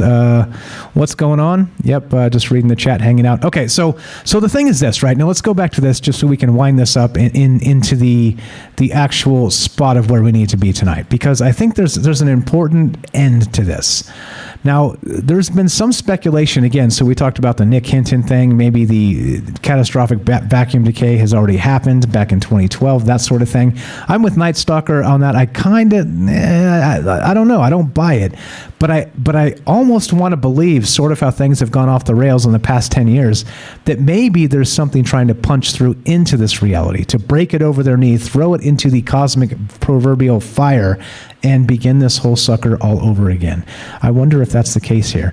And so, again, back to this article, CERN, we are confident of making contact with a parallel universe this week. Out of this door might come something, and this was October of 2020. And so there's more. Well, of course, that was amusing. More serious researchers like Richard Bullivant had already connected the dots, and this is what he had to say about this. The most plausible explanation the next time Bigfoot or a lizard man or a flying dragon is sighted, or perhaps even a UFO ascending into the earth and disappearing into the side of a hill, surely has to be that it is evidence that portals to parallel worlds are serving as doorways where strange beings, vehicles, and entities occasionally stumble into our universe, and sometimes we in turn stumble into theirs. It did not help that the LHC was named after the Hindu destroyer of worlds, Shiva. And we'll get to Shiva a little bit later tonight as well. A fact that prompted a teenage girl in India, Madhya Pradesh, to commit suicide. Whether the scientists responsible for the name believe it or not, wormhole portals are studied very seriously. Now, this gets pretty wild. And there is, sounds like something out of the book of Revelations. And there's some connections here. Speaking of Revelations, let's go to one more quote here. This is from Dan Brown, Angels and Demons. The quote is this: "Hell no. A church is the one thing we don't have. Physics is the religion around here. Use the Lord's name in vain all you like," he laughed. "Just don't slander any quarks or mesons." And there you go. There's one more for you. All right, so let's get to this one. Now, this bizarreness of yeah, okay, here we go. Let's go. This is from matrixrevealed.com, and they're talking about D-Wave quantum computer and CERN. But check this out. This is pretty wild. The ceremonies that have been secretly recorded at CERN show nothing less than all-out satanic rituals being performed. But hey, nothing to see here. Move along, right? Also, the opening ceremony at the Gotthard Tunnel, which was mentioned earlier in the chat there, is something straight out of a horror movie. I mean, good grief, the world has never witnessed such a spectacle of satanic ritualistic behavior that has been present to the public. The elites were all on hand to enjoy and take part in this ceremony, which, for lack of a better description, is completely and utterly disturbing.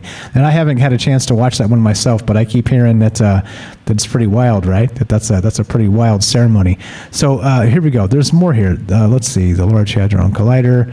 Let me get to this part. This is the important part about all of this. The bringing back the old gods, the gods of old, right? That's what this is about. Let's see, where is it? Let's just go to this. One moment, let me find the article. We'll get to some of the rest of this later tonight. Here we go. Okay, so this is Christina Lynn. This is the Times of Israel. She wrote a blog, and the headline is this: CERN, looking for God particle or opening portals of hell. And that seems interesting, no? Back in April 2016, the Wall Street Journal published an interesting article entitled "CERN is Seeking the Secrets of the Universe, or Maybe Opening the Portal of Hell," regarding the Large Hadron Collider. And of course, as we know this, much of the controversy was generated by an incident in 2016. On June 16th, 2016, CERN began the AWAKE project to accelerate charged particles, and coincidentally, 10 days later, photographer Christopher Suarez put online a series of photos of the skies above CERN. Here's his tweet: Friday night, a small supercell takes shape over Geneva. And if you look at this, it seems biblical. You look at the sky, and we're talking like dark, ominous, like there is no Dana, only Zool type situations for you guys that are old enough to remember Ghostbusters, right? Pretty wild stuff here. I mean, it looks like that. You get the dark cloud, kind of lightning bubbling out. It seems like it's, yeah. And they called it the AWAKE, right? The AWAKE project. Can you believe that? The Advanced Wakefield Experiment is what they're calling it, but it translates to the acronym AWAKE, AWAKE, right? So if you look at some of these photographs, again, all the links are always down below. You guys can check this stuff out, right? So the photos showed a strange cloud formation and electrical activities above the CERN complex, and this stirred a bit of a media frenzy about portals in the sky, in light of the fact that the Large Hadron Collider has detected many black holes while smashing these particles, like we were talking about, which could indicate parallel universes in extra dimensions. But not only that, right? It also will indicate, very much like Stephen Hawking was trying to say, that if you punch a hole at just the wrong time, we don't know what it is, right? Because this is over our heads as humans. Again, the hubris of humans. It's like you just keep poking something until it pops. And well, what happens when the thing that pops is our universe? You tell me. And so I don't know. Pretty wild stuff here. But again, it leads me back to the question of what is trying to come through this portal.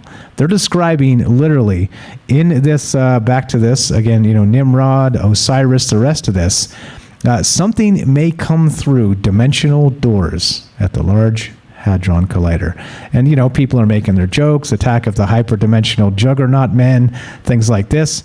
But what's really happening, and who's really trying to come through? And if you look through some of this stuff and you get to you search for Nimrod and Osiris and CERN, look what you're going to get. Let's go to this article here. This is what we pointed at when Derek called. We're going to get to this tonight. It's pretty wild. Some of you may already know, archaeologists claim to have found the tombs of both Osiris, the Egyptian god usually identified as the god of the afterlife, the underworld, and the dead, and the tomb of Gilgamesh, a king who is claimed to be 1/3 man and 2/3 god. Very shortly after the tomb of Gilgamesh was discovered, America invaded Iraq, where it was discovered. This was back in 2003, so we were just beginning the war on terror. So these two gods are often linked to Nimrod, and many biblical researchers believe them to be one and the same. Is it possible these people actually existed and were men who were praised as gods? Is it possible that these men were influenced by the very same evil spirit that influenced Nimrod? If so, with the discoveries of these tombs and with the very rapid expansion and understanding of DNA cloning technologies we are currently developing, is it possible that whoever may have governance over these tombs could be holding back information, which is scarce, and could possibly be planning something larger? What if they want control over this demonic DNA? What if they want to use it for clones or for ejecting somehow into somebody else?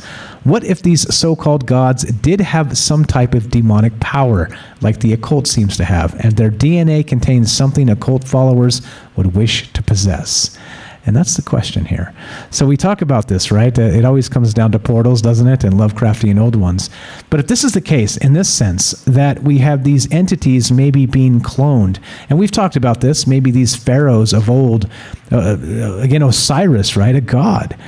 a god of the ancient days, well, maybe wanted to come back. Wouldn't Osiris want his own vessel, his own body, right? And isn't that why they spent all that time doing the mummification rituals, to get everything just so?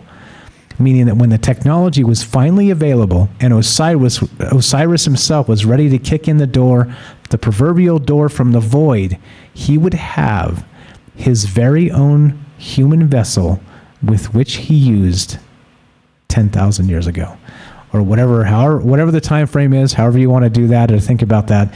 It seems pretty wild, doesn't it? It seems pretty wild, but I don't know.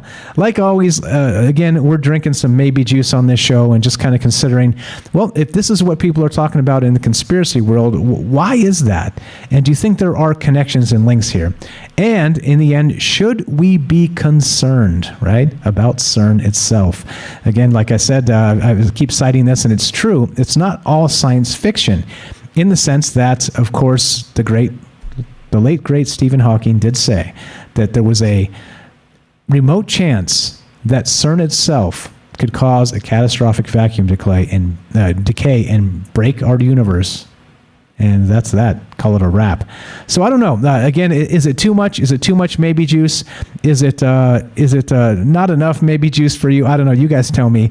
That's what we're talking about tonight. And what's the show? Well, the show is about all kinds of stuff. CERN. It's about the universe resetting itself. It's about why that would be happening. It's about a whole lot of things. And so the question is for you, as we continue tonight, we're going to keep on trucking and talking about this, of course, as we run out of time here on the Fringe. The good news is, the bad news is we're done. The good news is, God willing, we're going to keep on trucking and do a third hour of Troubled Minds here. And I want to say Happy New Year to everybody. It's been quite a wild ride for Troubled Minds this year. And lots of amazing conversations. And we're going to keep talking about this stuff. We're going to keep punching and considering that you never know. You just never know. What's up, Derek says, no better way to end 2021 than by talking about the collapse of reality and awakening of Lovecraftian old ones from across the multiverse, right? Exactly. You may as well. If you're going to do it, you may as well do it in style. And that's what I'm talking about. So as we finish, like I said, thank you so much to everybody that's been part of this show this year. You know who you are, all the thoughtful folks in chat, all the thoughtful folks that call into the show, all the people who have supported this show on Patreon, supported this show on Rockfin, supported this show on Twitch, sent individual tips and donations, sent me nice things in the mail. I am blessed. I am so happy that you guys are enjoying these conversations. And Brian After Dark says the elder gods approve this topic. And there you go. I'm not trying to curry favor with the elder gods. I promise you that. But as we finish, that's the way this goes. Happy New Year to everybody. Thank you so much. Like I said, it's been an amazing year for Troubled Minds. And looking forward to 2022 because, as the world spins and turns and twists and contorts into, not even a flat earth, let's call it a pretzel earth, because that seems to be where we live. We're going to keep on talking about this stuff. We're going to keep on trucking and considering what the universe may actually have in store for us. And as we finish, I can't thank each and every one of you enough. Thank you to Joe Roop. Thank you to Ryan Gable on Fringe FM. Thank you to everybody out there listening and being a part of this. You guys are amazing. Thanks for hanging out with us. Happy New Year. Be safe. Do all the rest of those things. Take care of yourself so you can take care of others. And be sure, be strong, be true. If you're listening to us on the Fringe FM, stay tuned for a third hour. If you're listening to us on the Fringe FM, stay tuned for Joe Roop Lighting the Void. See how I did that on autopilot? If you're listening to us on any other platform, including the podcast feed, stay tuned for a third hour of Troubled Minds. And that's where I get to say it. Be sure, be strong, be true. Thank you for listening. From our Troubled Minds to yours, have a great night and Happy New Year.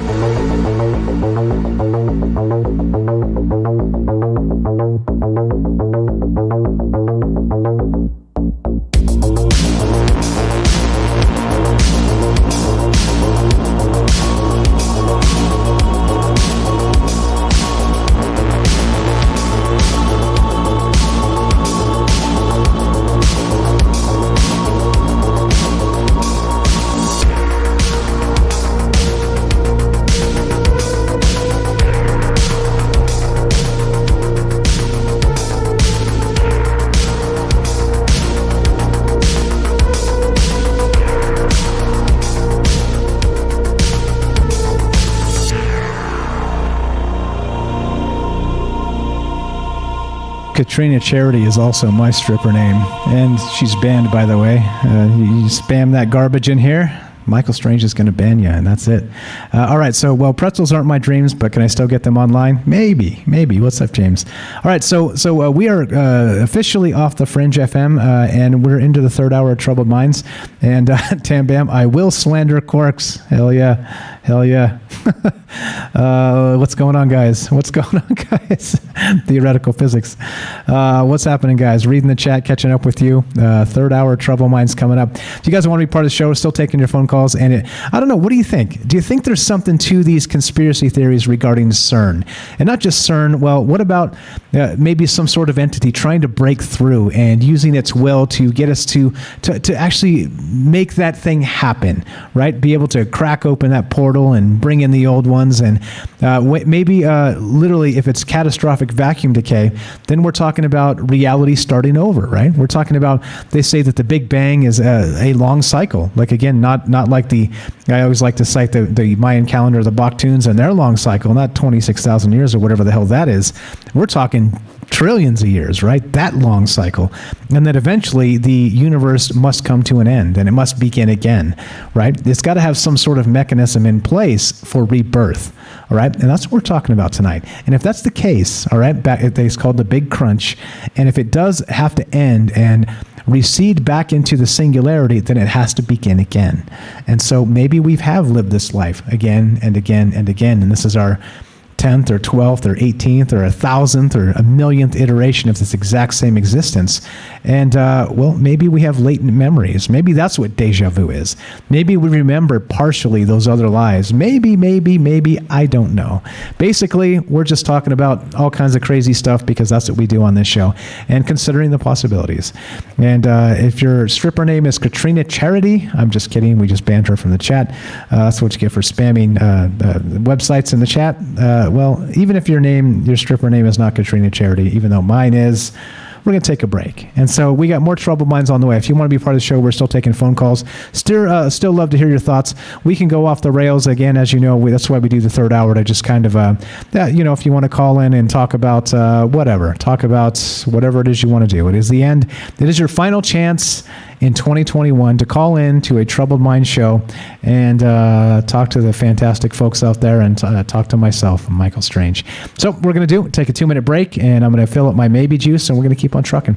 We're going to talk about more of this CERN madness and these conspiracy theories.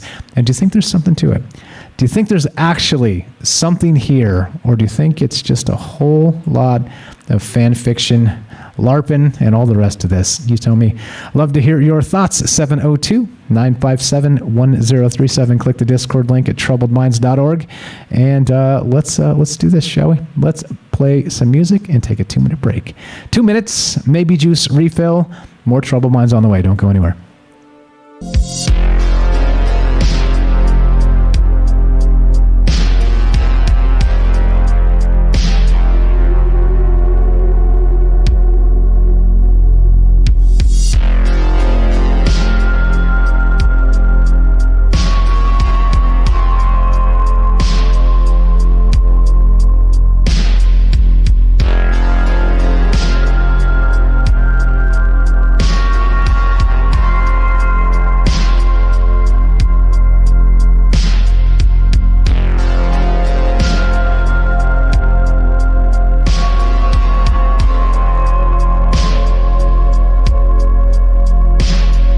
Welcome back to Troubled Minds. I'm your host, Michael Strange, and we're just hanging out, having a conversation with our friends.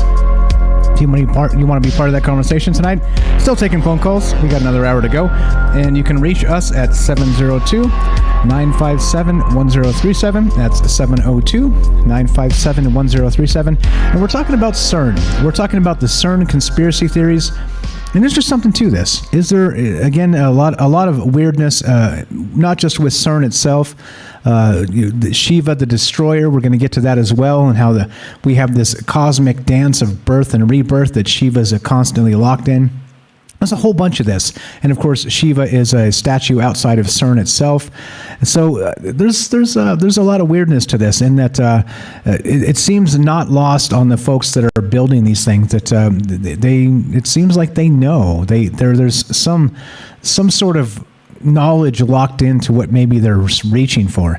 And are they really trying to open up some sort of portal to another place, another time, to another dimension, to another reality, where a time when maybe the Lovecraftian old ones themselves were ruling the land and air and sky and sea and all the rest of it? I don't know. You tell me. I'd love to hear your thoughts. Still taking your phone calls. And again, last show here of the actual 2021. This is where we get to get all corny and say Happy New Year and all the rest of that. We do have one more show tomorrow, the news show at 3 p.m. Pacific. That's just a quick hour, and usually we just burn through the news, so it's not a lot of time to hang out and talk. So if you're into talking about this stuff, now's the time. 702-957-1037. We'll get to Shiva the Destroyer and a bunch of this in just a sec here as we go. No need to smash this out and get super fast into this. Let's go to. We can take our time. We can take our time is what I mean. So let's see. James Salcido says, wonder if that afterlife spirit energy source dimension is partly responsible for the beginning and end of the universe in some way. Interesting thought. Right? And is exactly trying to keep it in a particular sequence or cycle, or who knows, right? That maybe the cosmic custodian, right? The cosmic custodian. What a name is that? What? There you go. Just making shit up on the fly. But okay, so that's what we're doing tonight. Ronald says Lionel Richie was dancing on the ceiling. Probably in another reality, right? All right, so click the Discord link, troubleminds.org. Let's put you on the show. Let's go to Daryl in New York. Daryl, what's up? Are you there? Let's see. I just got a message from Daryl. Says, I'm here. What? There you go. It's just making shit up on the fly. But okay, so mute you for just a second, and yeah, let's get that squared away, pretty please, and we'll get to you in just one moment. Hear myself coming through on your stream, so let me know when you've done that, and we'll put you on the show one more time. We're talking about CERN. We're talking about this weird conspiracy theory about not just maybe that the world may have ended, but what about entities trying to end the world so they can maybe reverse and come back in their own time frame, sort of Osiris, this sort of stuff. You tell me. Love to hear your thoughts. Daryl, are you there? Test 1, 2. Hi, Michael. Happy New Year. Thank you. You as well. Daryl in New York. Glad to hear you're back. Hi, guys. You sound very much like yourself, and it tickles my heart when you do. So let's see. Yep. Let me put Tam Bam on air so she can hear us. But yeah, go right ahead, Daryl. What are your thoughts? There's some pretty wild stuff here tonight. You've been listening? Oh, I love this stuff. It's fascinating, yet it's terrifying. It's so interesting. It's the stuff you just like. I don't know. That I like, Stephen Hawking has so much. Well, you were saying, actually, I was thinking about that decaying matter would turn into matter, and decaying antimatter would turn into matter. And maybe that's the life cycle of matter turning into antimatter. Maybe that's sort of how it's. I'm not sure. I don't know anything. I'm not a scientist, but there's something about the decay. The decaying. There's something about the decaying antimatter. And it's just something so strange about it. Like, how did they know it was antimatter that hit the Antarctica? Like, how do they know? Who saw it, I don't know. I'm just wondering, just saying. And CERN, very concerned. I think this stuff is very dangerous. I think it makes nuclear fusion look like a birthday cake or something, like Susie Homemaker. I think it's very dangerous when you think about antimatter. And the potential for, you don't want to point that thing at me or my city or my country. You could wipe out a country. The technology sounds like it's that dangerous, Like it could just wipe out New Jersey or something, Or worse. Whatever, the planet, who knows, And I don't know how strong the CERN's instruments are. Some people say they're pretty powerful, they are pretty powerful. And of course, you don't want to weaponize this stuff, and that's probably what their motivation is. And unfortunately, it always turns into something dangerous. But there was this one alien, whisperer, I'll call them, the people that talk to aliens or that, have contact with aliens that have conversations, or they also remote view as well. And I don't know what happened to her. I can't remember her name. She did the circuits for a bit there. And Eric, the Awakening man, discovered her in one of these conferences. Just don't remember her name, but it'll come to me. Anyway, she was saying that she was remote viewing something in Antarctica, and she went, "Oh no, what's that doing there? We're not supposed to have one of those. Oh no." And she wouldn't go into detail, but it sounded like some sort of machine that's dormant and it shouldn't be reawakened. And it had all the implications of an antimatter machine. You know what I'm saying? This is just reminding me of that listening to her. Oh, I can't remember her name. She had like a nickname, like a Tam Band. It was like some kind of 2-word nickname. It'll come to me. But anyway, she had a lot of truth bombs that she was setting off, and when she spoke, we well respected what she had to say. It was definitely original and full of enlightening, very enlightening. I'd love to locate those old episodes. She was on Twist. What do you call it? Shift Happens a lot. I'm gonna have to go back and look for her. Anyway, just wanted to mention that what she had mentioned. About that machine in Antarctica, and suddenly there's an antiparticle, explosion in Antarctica. And anyway, I was reading that they can freeze antimatter to study it better. So, because it has a small half-life, a very short half-life. Like, what the heck are they doing? What are they playing with, It sounds kind of dangerous to me. It's something with gravity, and it's something that's, it's a lot bigger than my head. Yeah, and you think of the terms they use, right? The God particle, and this is what they're looking for, like this type of stuff, and that's the stuff that makes you raise an eyebrow, like, what does that exactly mean, right? And we've talked about this. Kelly out there, I'm not sure if he's out there tonight, but he's talking about the Higgs field all the time, and how it's like the particle in the field where things actually phase from energy into matter as they pass through this Higgs field. So if we're talking about creation and we're talking about matter itself, where does it come from? Does this energy dip through maybe this antimatter world and become matter through this Higgs field? And wouldn't that be the God particle itself, some sort of creation of matter in a, I don't know, scientific way? It's pretty wild. Yeah, it's pretty wild. It's wild. That's crazy. That's amazing. Yeah. I mean, there's something about it that's, and energy can never be depleted or destroyed, as they say, so it's just like a life cycle of matter, and we should not maybe mess around with it, let nature take its course. Like, the only thing that it's not found in nature is our manipulation of nature, and how we over-manipulate stuff that we shouldn't be messing with, This is probably one of them, Just don't make me swallow one. Yeah, right. Exactly. It's so have you heard some of these conspiracy theories we're talking about tonight regarding CERN, with not just maybe the Nick Hinton one where we had back in 2012, the world did end, and we're in some bizarro secondary world or spin-off. Have you heard of that? And what is your thought on that?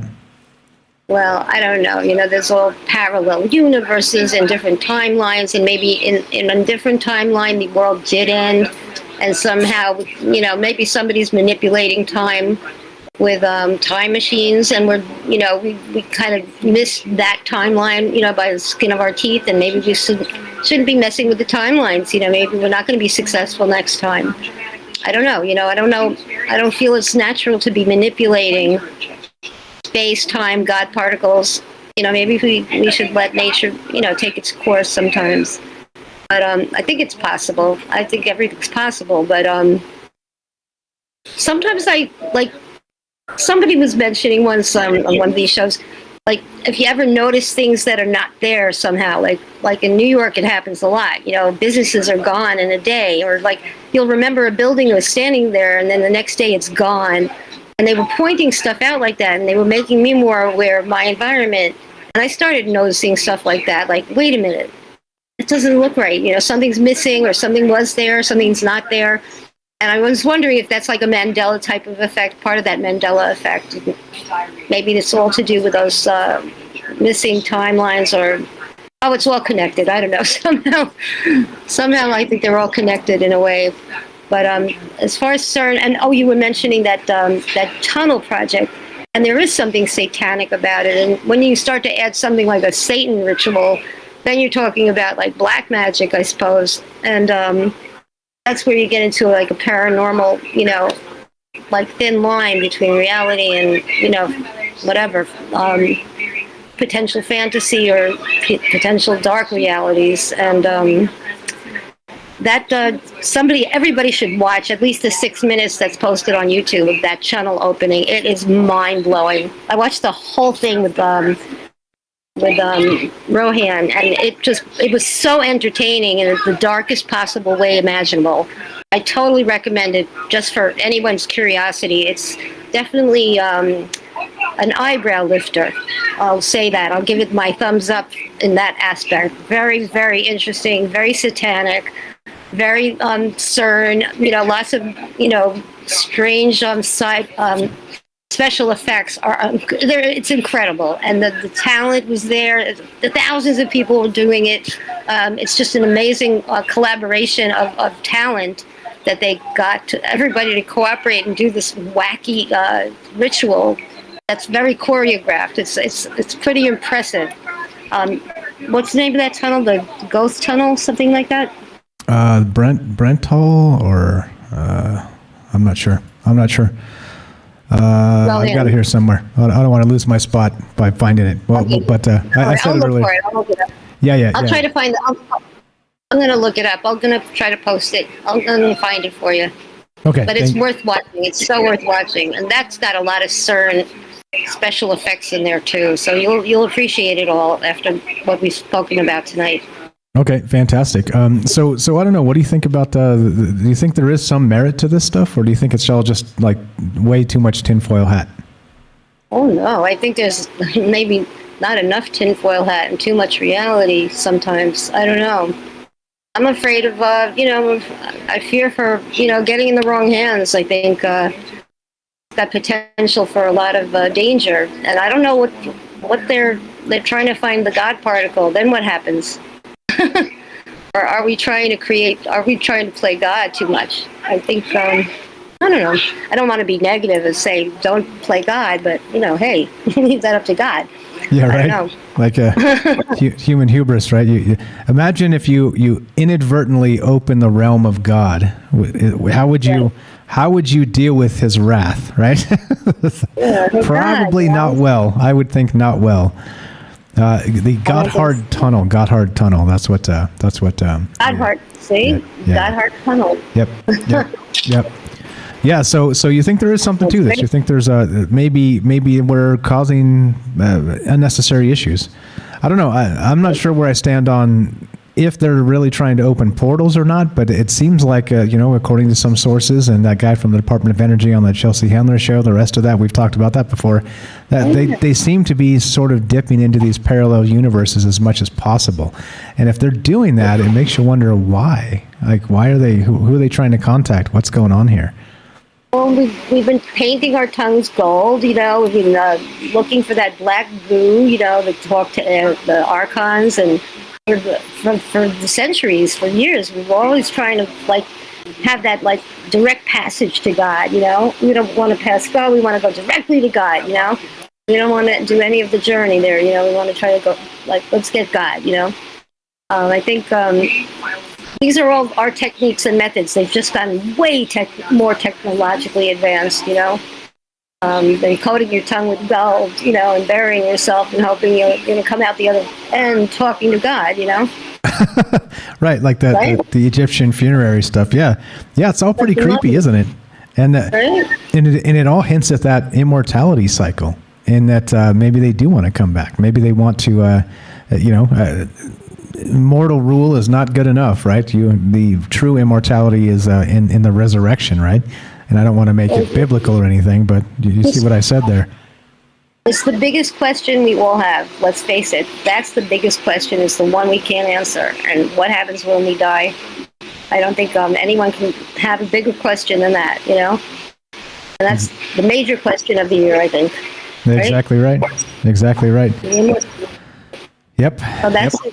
That's it for thoughts of a new year, a prosperous new year, and hope we all come back in the next world, and you're going to be listening to you on a podcast somewhere on the other side. All right. We're in no rush, though. No rush. No rush to get there. No hurry. No hurry.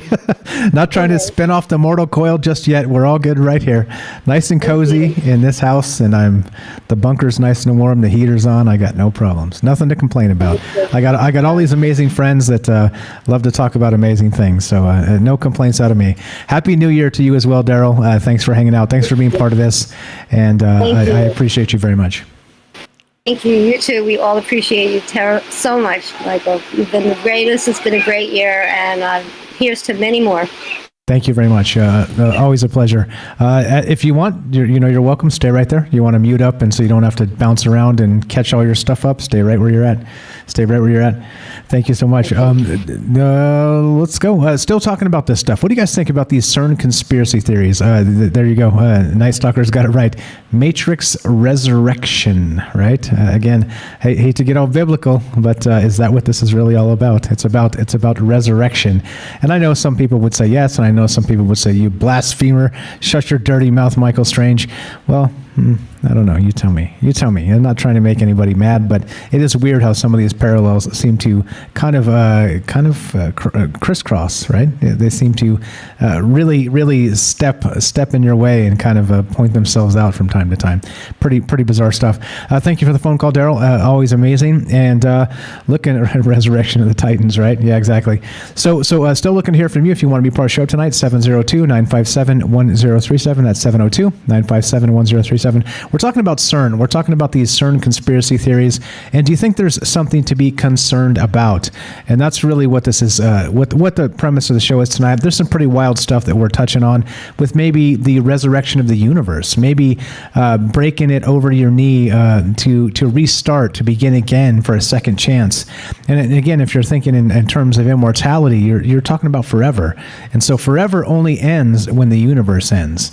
Well, but of course, if there are multiple universes, then it changes the definition of forever, doesn't it? It almost means that you can reset the game at some point. But at what point and what do you need to actually reset that game? You tell me. Love to hear your thoughts at 702-957-1037. Tam Bam, are you there? Tam yes, Bam? Hi. Welcome to Troubled Minds. Tam Bam in South Africa. How are you tonight? I'm fine. How are you? Doing very well, thank you. Hard for me to complain, like I said. I got lots of great friends here. Wanted to talk about lots of amazing things. I'm embarrassment of riches. All the rest of you fine folks. Yes, same. I feel exactly the same. Thank you. I get so excited. Appreciate that. What was I going to say?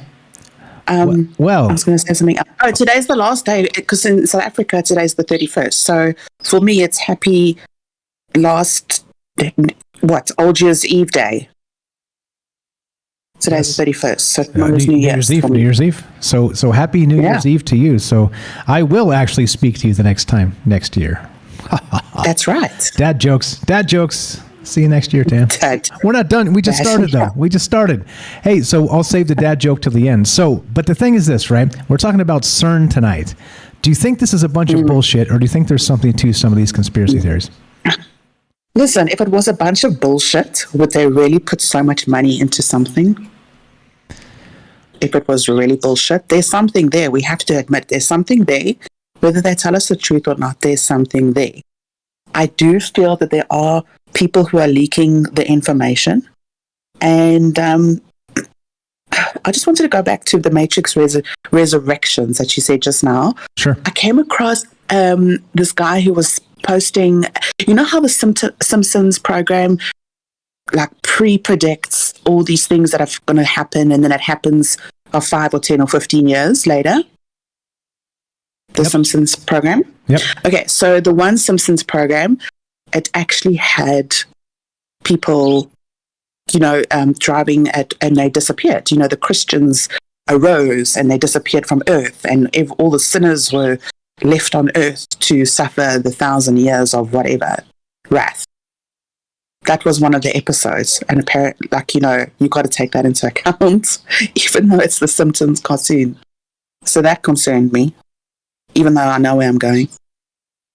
Right. I just wanted to tell you that. Yeah, still, if there's some sort of something at work, whether that's voodoo or witchcraft or some sort of, I don't know, something or other where you can maybe predict the future with things like that, it does make me grit my teeth. I'll give you that. Yeah. I'll give you that for sure. For sure. And then you can make the connection of what Dolores Cannon said. Dolores Cannon, she said the Earth splits in two now, according to, it goes, there's two Earths. You get the good Earth and the bad Earth on different vibrations. One's vibrating on a higher level with the people, and the other one is vibrating on a lower level. And it doesn't mean it's exactly splitting into two physically. It just means that the higher vibrational people live on a different plane of existence to the lower vibrational people. So, say for instance, I vibrate super high. I don't really come into contact with people who are negative beings or on the lower level. And that also made me grit my teeth a little. It's like a little bit scary, and it sounds like it's soon. And then I see the Simpsons program, and I'm like, oh my God. So it's kind of scary.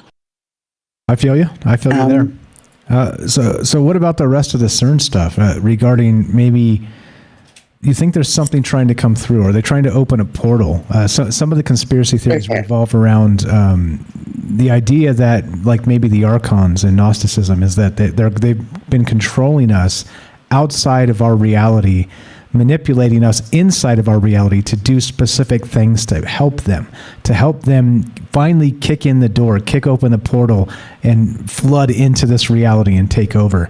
Do you think there's something like this afoot with CERN? Maybe they're something like the archons. I don't know about the archons themselves, but we could say Cthulhu, or we could say Osiris, or something like this. Some sort of supernatural entity is trying to come through, whatever you want to name it, the devil, whatever you want to call it. Is there something maybe manipulating us to open a portal inadvertently? You think that's a thing?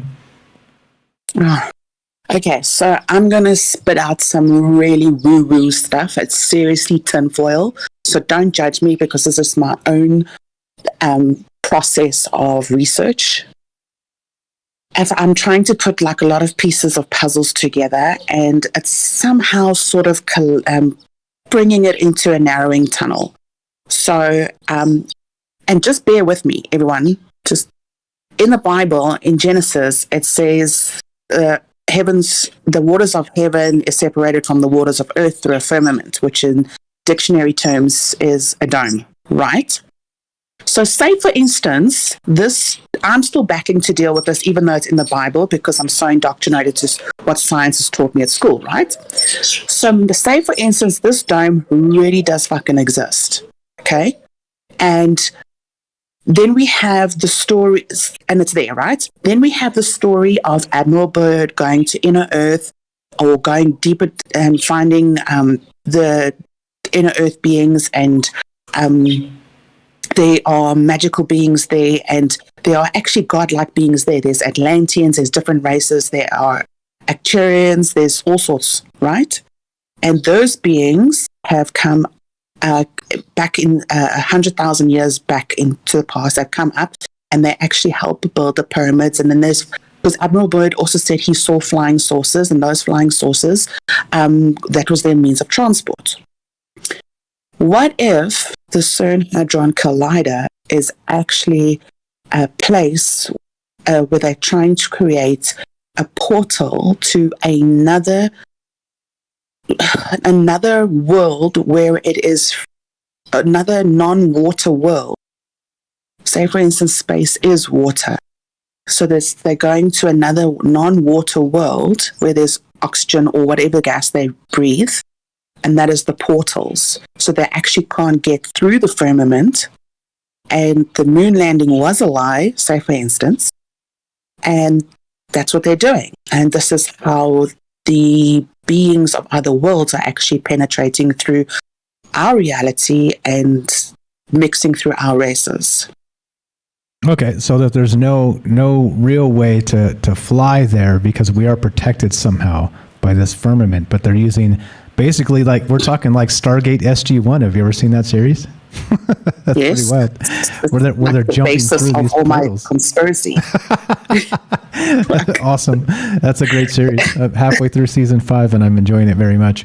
Isn't it interesting too that in a Stargate SG-1 with the portals and the Stargates and all the rest of the stuff going on, that they also have by the way, that fits into this conspiracy as well, Osiris. Right? And some of these ancient Egyptian gods that are immortal in the sense that they were powerful when they were worshipped, and in this case, they're alien surrogates and the rest of that.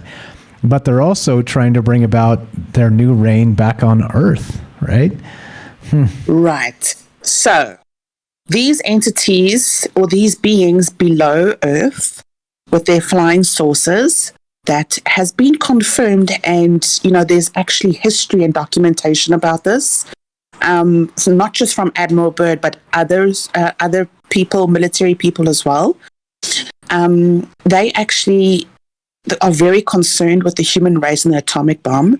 And I don't know if you've seen, I'm sure you have because you know everything, some of the UFOs who have been shooting down the atomic bombs back in the day. The bombs or the H-bombs or whatever, that have been shooting these bombs down. There's footage of this. They don't like because they're concerned for the human race, because they actually eventually want to, once we ascend to a higher vibration, it sounds so crazy when I say it out loud, they want to ascend to... No, you're fine. You're fine. Laughing at myself. You're amongst friends, Tam. You're fine. Yeah. Well, let's see after this conversation. Okay, so all right. I'm still saying my dad jokes, so you may be the one to defriend me. So go ahead. Okay, so humans are just waiting for humans to ascend to a higher vibration, whether it's fifth dimensional, whatever they call it. And they're shooting down all the bombs and the negativity, and they want to resurface and help us again. Just like they did back in the old days, now listen to me, where the Indians, where they have the gods with the 8 arms, the blue one, and whatever they worship there. Shiva. And the Shiva and Kali, yes. That, and then also the Egyptian gods with the different faces, like Anubis, and then Ra and whatever. Yep. The head of the falcon, the head of the dog. Yep. I'm with you. Correct. I can't think. So they want to come back and help us again. They want to be with us again, with the good ones, right? So the bad ones would be, Ash's people, the reptilians, who just want control and who are already here just trying to get control. And the aim is to actually get rid of them and to ascend the Earth humans back into a one consciousness, instead of the segregation we're having at the moment and the unnecessary fighting we have at the moment. Okay, so you think maybe that it's them trying to come back to help, not to actually harm or take over again. They actually want to be with us to help us again, to maybe lead us down whatever righteous path we used to have, something like that. Yeah, I think it's like I said, it's so tinfoil hat. I'm like really pulling here, but it kind of seems, everything I seem to research, especially this week, seems to congregate to and point to one direction, and that is hollow earth theory. I'm not kidding. Like everything I just seem to research just goes there, and then all these things, these beings that are under earth. I mean, every civilization has good and bad, right? It's all about intention. And I also think this is why the CERN Hadron Collider is in Switzerland, because everyone everybody loves Switzerland. If you don't love Switzerland, you're a racist. Well, they're impartial, because Switzerland, you neither here nor there, you're neither left or right. So that's why it sits in Switzerland. Right, of course. That's just making a bad joke. But yeah. See, I told you you were going to unfriend me on Facebook. You're going to be the one. It's going to be you, not me. Tam Bam, I'm sorry, it's you. It's not me. No, I'm just kidding. I'm just kidding. All right. So I love it. I love where you're headed. Continue, please. Okay, so that is what I've been researching. Then I heard that Elon Musk has a little bit of a theory going on. Okay, this might be really teetering on the woo-woo, but apparently he said, I can't even say it. He said half the Earth is actually dead, the one half, and the other half of the Earth is alive. And we can't get to the other side of the Earth because it's completely inhabitable. What does this fucking guy know that we don't know? And apparently... Matthew McConaughey? Elon Musk. Oh, Elon Musk. How'd you slide Matthew McConaughey in there? Did you say that or did I imagine that? I did. You imagined that shit. That's Dad. Are you serious? This is recorded. I can go back and check. You can go back. All right. That's fine. I'm just kidding. Okay, so Elon Musk said half the world is dead? When did he say this? I don't know. This is what I'm saying. I'm the worst collector of information. I can tell you everything, but I never seem to get the links. I never seem to keep the links like a fucking idiot because I get frustrated and then I just scroll and read and scroll. But anyway, that's what I heard. And then he knows about the firmament. So his rockets have been hitting the firmament and scraping all along the firmament. That's what I heard. Okay. All right. If you can, I'd love to see this stuff. I'd love to see where this comes from. I've never heard this. I'm going to send you a link for a video I found from, I just happened to find it, and it was so bizarre because it was seriously difficult to find, and I just happened to find it. Like I said, it all leads to Hollow Earth, but there's some facts there. There's some serious facts there that also play into the Project Halo or Halo Jump or something, project, I can't think. And the Antarctica Peace Treaty and all these things. Everything is just aligned up so beautifully. So I'm going to send you that link, but that's actually for you and Axel when you do your own show.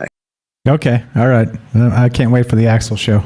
I'm going to dunk on that. But I need you to do me a favor. I'm just kidding. Axel's my boy. That's why I say that. Yeah. What's the favor? What can I do? I need you to, and I did this to my husband, and I need you to listen to this as if you've never learned anything in your life before. I need you to be completely open-minded, and I need you to take physics and science and everything you know out of your mind, because what it does is it actually tells you how they disproved Einstein's theory of gravity. So...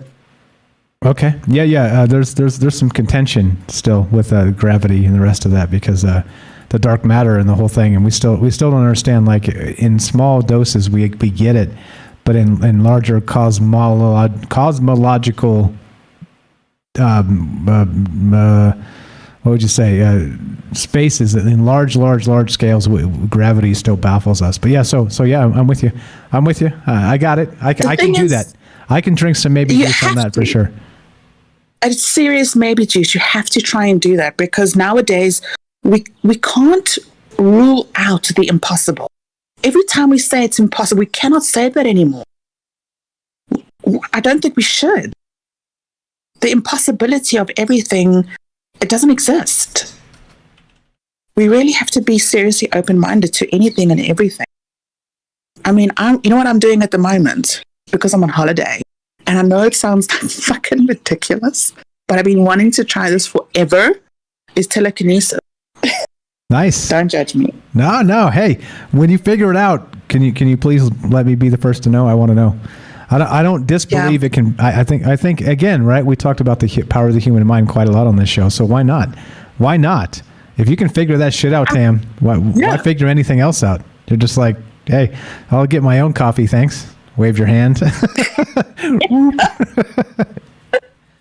Yeah, let me know. Okay. I'd love to know if you get any traction with that. I would be very, very tickled if you would share with us.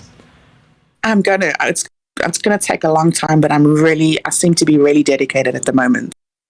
I might lose traction, but I'll get back to it. Okay. All right. Go get it. Go get it. All right. So everybody in the chat's saying she definitely said Elon. But I did hear Elon, but I swear you said Matthew McConaughey somewhere in there. And apparently you didn't. The chat's giving it to me, saying you didn't say anything of the sort. Those are my people. So I hear some. Apparently I dipped into an alternate universe for a second while you were talking to me. Don't even lie. You know what I learned the other day? No, I swear I heard you say Matthew McConaughey. Yo. That's so bizarre. Yeah. Okay. So they say when you go into another room and you forget why you're there, you actually dipped into another parallel universe because you forgot why you were there. Yeah, right. or the other one is the that's when the alien erased your memory because they didn't want you to remember them. They did the Men in Black like boop. And you're like, shit, where am I? With the neuralizer. Yeah, exactly. Yeah, I don't know. I don't have any answers here. I know that you're in the same boat, just trying to punch up and get some answers as well. Tam, you were the best. Thank you so much for spending your time with us and all your great energy and all your beautiful laughter. And it's just it's so good to get together and just talk and laugh, isn't it? Thank you so much. Yes, I love laughing. You know, I have to laugh every day. Absolutely. Every day. Add it to the list. Put it on your list, guys. Make sure you laugh every day. It definitely makes the world go around 100%. 100%. Yeah. All right. Great stuff. Appreciate it, Tam. Anything else you got for us tonight? Yes, but I'm just going to wait until, because I'm sure there's other callers. And Let's find out. I haven't checked. Let's check it. Let me see. Anybody else out there? This is your final chance in 2021 to be on Troubled Minds. So, we got Rohan. You want to hang tight, and we'll go to Rohan and then come back to you? Yes, of course. He's brilliant. Yes, of course. Okay. All right. So stay right where you're at, Tam Bam. We'll get back with you in just one moment. Still taking your phone calls, guys. It is the end of the year, Troubled Minds. And as you know, when it gets to Thursday night, it seems a lot like Friday night to me because we don't do Friday shows. So I'm in no hurry to end this. So if you want to be part of the program, part of the show, part of the conversation, part of whatever you want to call it, I just like to call it a conversation. It just seems weird if you do that. 702-957-1037, troubledminds.org. Click the Discord link. We're here with our good friend Daryl, our good friend Tam Bam, and of course, our good friend, the famous Liam Martin, the mighty Rohan. Welcome to Troubled Minds, my friend. How are you tonight? What's up, brother? How you doing? Boom. The show, man. Thank you. I'm doing well. You guys are fantastic with, you guys are all like radio pros now, right? You slide on in there, and then I say your name, and then boom, you unmute, and you're in. You guys are all over this. Bam! We're getting free training. Free training, really. We all feel like we should have paid you $100 or something. The bill's in the mail, sir. We got an invoice. That's why I'm always on the move. Gotcha. And I hate to tell you, it's not $100. Anyway, go ahead. All jokes aside, nobody's getting any bills. So what do you think about all this crazy stuff we're talking about, all the CERN shit? And I know I hit you up a little bit before we started tonight with some of the CERN stuff. Have you? I know you've probably heard of this and looked into some of these conspiracies. From what you heard tonight, do you think there's something here, or do you think this is just a load of bullshit? No, there's loads of stuff here. There's tons of stuff here. You got to, we'll think of it from this angle, cost. This is the most expensive machine ever built. And it's not only the most, by far, by a long way, it's the most expensive thing ever made, right? They're constantly adding to it, at the cost of loads and loads more millions, right? And it don't work like anything else. Do you know what I'm saying? It's doing completely different things, isn't it? In terms of what's possible with physics. Do you know what I'm saying? And combine that with D-wave computing, quantum computing. That's literally extracting resources from other dimensions because it's doing calculations elsewhere. Do you know what I'm saying? So these two things together, it will run a whole new level. Do you know what I'm saying? Like the difference between kinetic weapons, and then we're starting to get energy weapons now, aren't we? Like sound weapons and microwave weapons and who knows what else. It's a different game. Yeah, it seems like there's something to this in terms of kicking open a door to the other side, whatever the other side is. For sure, I can see that. And again, right, we had like serious people have suggested, again, back to that, what's that? Vacuum decay, catastrophic vacuum decay from Stephen Hawking. Like actually serious people have said, well, what CERN's doing is super cool, but it could be seriously super dangerous, because what does happen when you kick open the portal? What happens when you open it, right? Is it stable? Is it not? Is it going to just destroy us in an instant? Is it like some have suggested? It's like, you kick it open and it's like the gates of hell, and like all the demons just come fleeing out of there. Like, thank God we're finally free, And well, sorry to put God in the same sentence as demons. That seemed wrong, but you know what I mean. Like they're free to. Well, it's sort of like Ghostbusters, back to the Ghostbusters, right? There's no Dana, only Zool. They kick the portal open, Zool comes in, and all the ghosts come with them. They're pretty wild, right? Yeah, like if you, I suppose it's like anything. If you don't know what you're up against, like the boy in the dam, puts his finger in the dam. The Amsterdam boy. There's a famous thing of it. There's a dike got a hole in it, so the boy walks past, puts his finger in it to plug the leak until someone can come and fix it. Right, and it's like, well, if you know what that is? It's water being held back to reclaim land, right? But when you're dealing with stuff and you don't know what it is that what you don't know what the water is? You don't necessarily know what you're dealing with. So I get that. That's the potential danger. But the thing for us is why it can be dangerous is, like I've mentioned in the chat, when it came to atom bombs and hydrogen bombs. They had some serious concerns about them, and they went and did it anyway. Do you know what I'm saying? I know you could argue, well, it's a war effort, it's a desperate situation, but if you get that wrong, you ignite the atmosphere, or you create a chain reaction. And they're always talking about, I don't know, she was sort of saying, well, I don't really know how this works.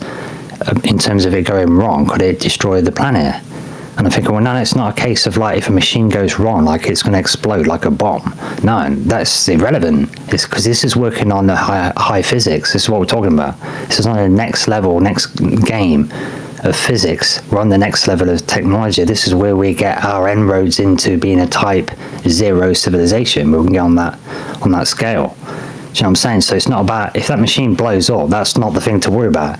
It's whether or not, like say, it's created a rip, a tear, it's whether or not it's created strangelets. Because if the theoretical strangelet happens, it's got an incredibly dense mass, like a small black hole, and it changes everything else that it touches into one. So imagine the chain reaction that's going to happen there. The whole Earth will become a black hole. It swallow the entire solar system and just keep going until it's swallowed up so much stuff that it can't really quite grab anything. Do you know what I'm saying? So if you just go ahead and do that, that's my thing about it. If you just go ahead and flick the switch, and that's what happens, like I say, it's game over, isn't it? Yeah, and the thing is too, like it's suggested that it would be in the snap of a finger. It would literally be like the MCU Thanos and his snap, right? It'd be like, yeah, boom, and that would be it. Well, CERN literally said that happened. When they couldn't get it started in the beginnings, and there was a lot of problems with it and breaking down and stuff. At one time, they said it did work. I don't know if it's just arrogance or whether they mean this or what, but they said, oh no, it's not that it didn't work. It did work.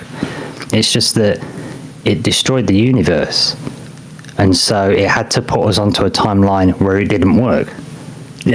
It sounds like some bullshit excuse, but then it's the fastest gun in the West trick. But what if they mean it? Because we're talking about fucked up shit, aren't we?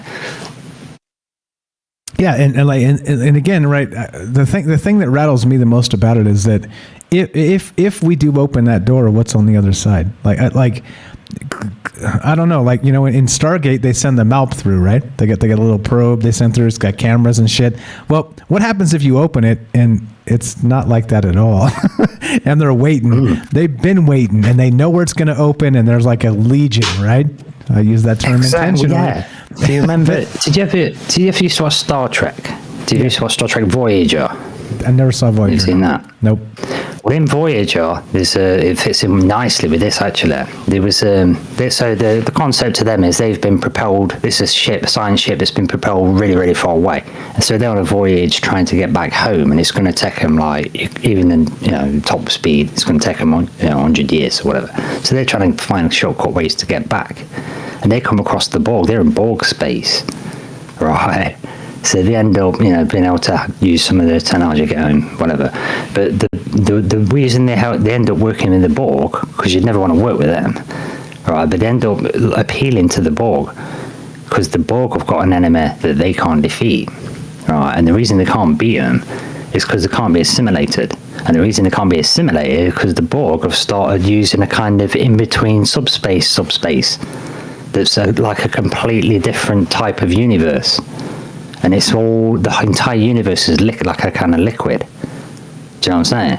And then it pulls this species in that they can't like assimilate. And these species are really intelligent. They've got some like incredibly advanced genetics. Do you know what I mean? So it's like, well, what's going on there? Like say I really liked the way they presented that in the Star Trek Voyager show. It's species 8472 it was, if you want to look it up. And it was just the fact that this universe, it's not like, it's just a liquid. So it's like, it don't necessarily need to have stars and like space and stuff. And you're like, well, maybe they swim around there. So you can swim anywhere in the universe. Do you know what I'm saying? And it's just really, really strange to think about. But it's like I say, I don't know, man. There's a few things in this. Sorry to rambling on a bit.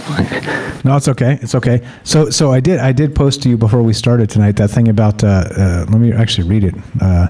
I trimmed it out and sent it to you exactly this. What did you think about that? Let me go back to it one moment, and I'll read this. I sent this to Rohan before we started and was like, hey, you heard anything about this crap? And this is the thing. Then there was, of course, the concept that CERN may indeed be attempting to resurrect an ancient pagan god named Nimrod or Osiris. The eve of 2015 was marked by one of the biggest archaeological discoveries of the decade, the discovery of what is believed to be the tomb of Osiris, the Egyptian god of the dead.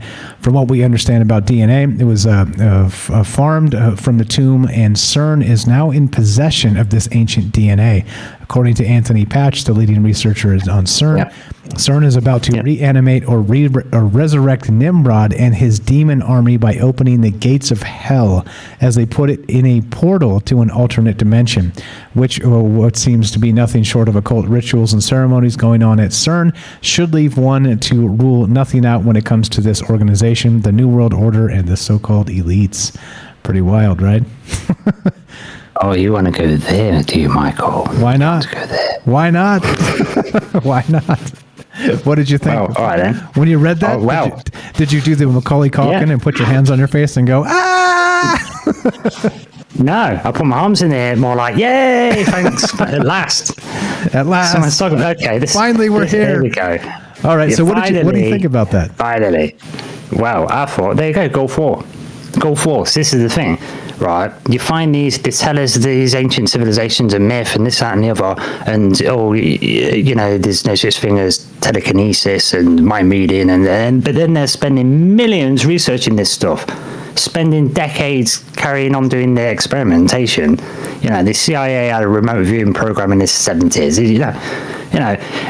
Even Robert Monroe, the first guy that was writing about this stuff, tried to visit Kennedy, and he had like astral bodyguards. Do you know what I'm saying? They're totally on this business. Okay, so Gulf War, right? Saddam Hussein, who's been funded and built up by the West, right? Is then the bad guy. He's a fascist dictator, whatever. But that comes straight after him uncovering the city of, was it Uruk, or was it? Ancient city of Uruk, yeah? Yep. It's supposed to be a myth. Finds it, right? Finds the grave of Gilgamesh, and as you mentioned, which I'm really glad you mentioned, it's supposed to be at least 1/3 alien. So you're going to want the DNA, aren't you? Do you know what I'm saying? And I think that's what a lot of that was about, and I think that's what, when you're saying weapons of mass destruction, I think it was probably true. Was it in some way? A Stargate. Yeah, either a Stargate or the DNA. The DNA can be considered a weapon, can't it? You know, potentially. Right. So it's national security shit, right?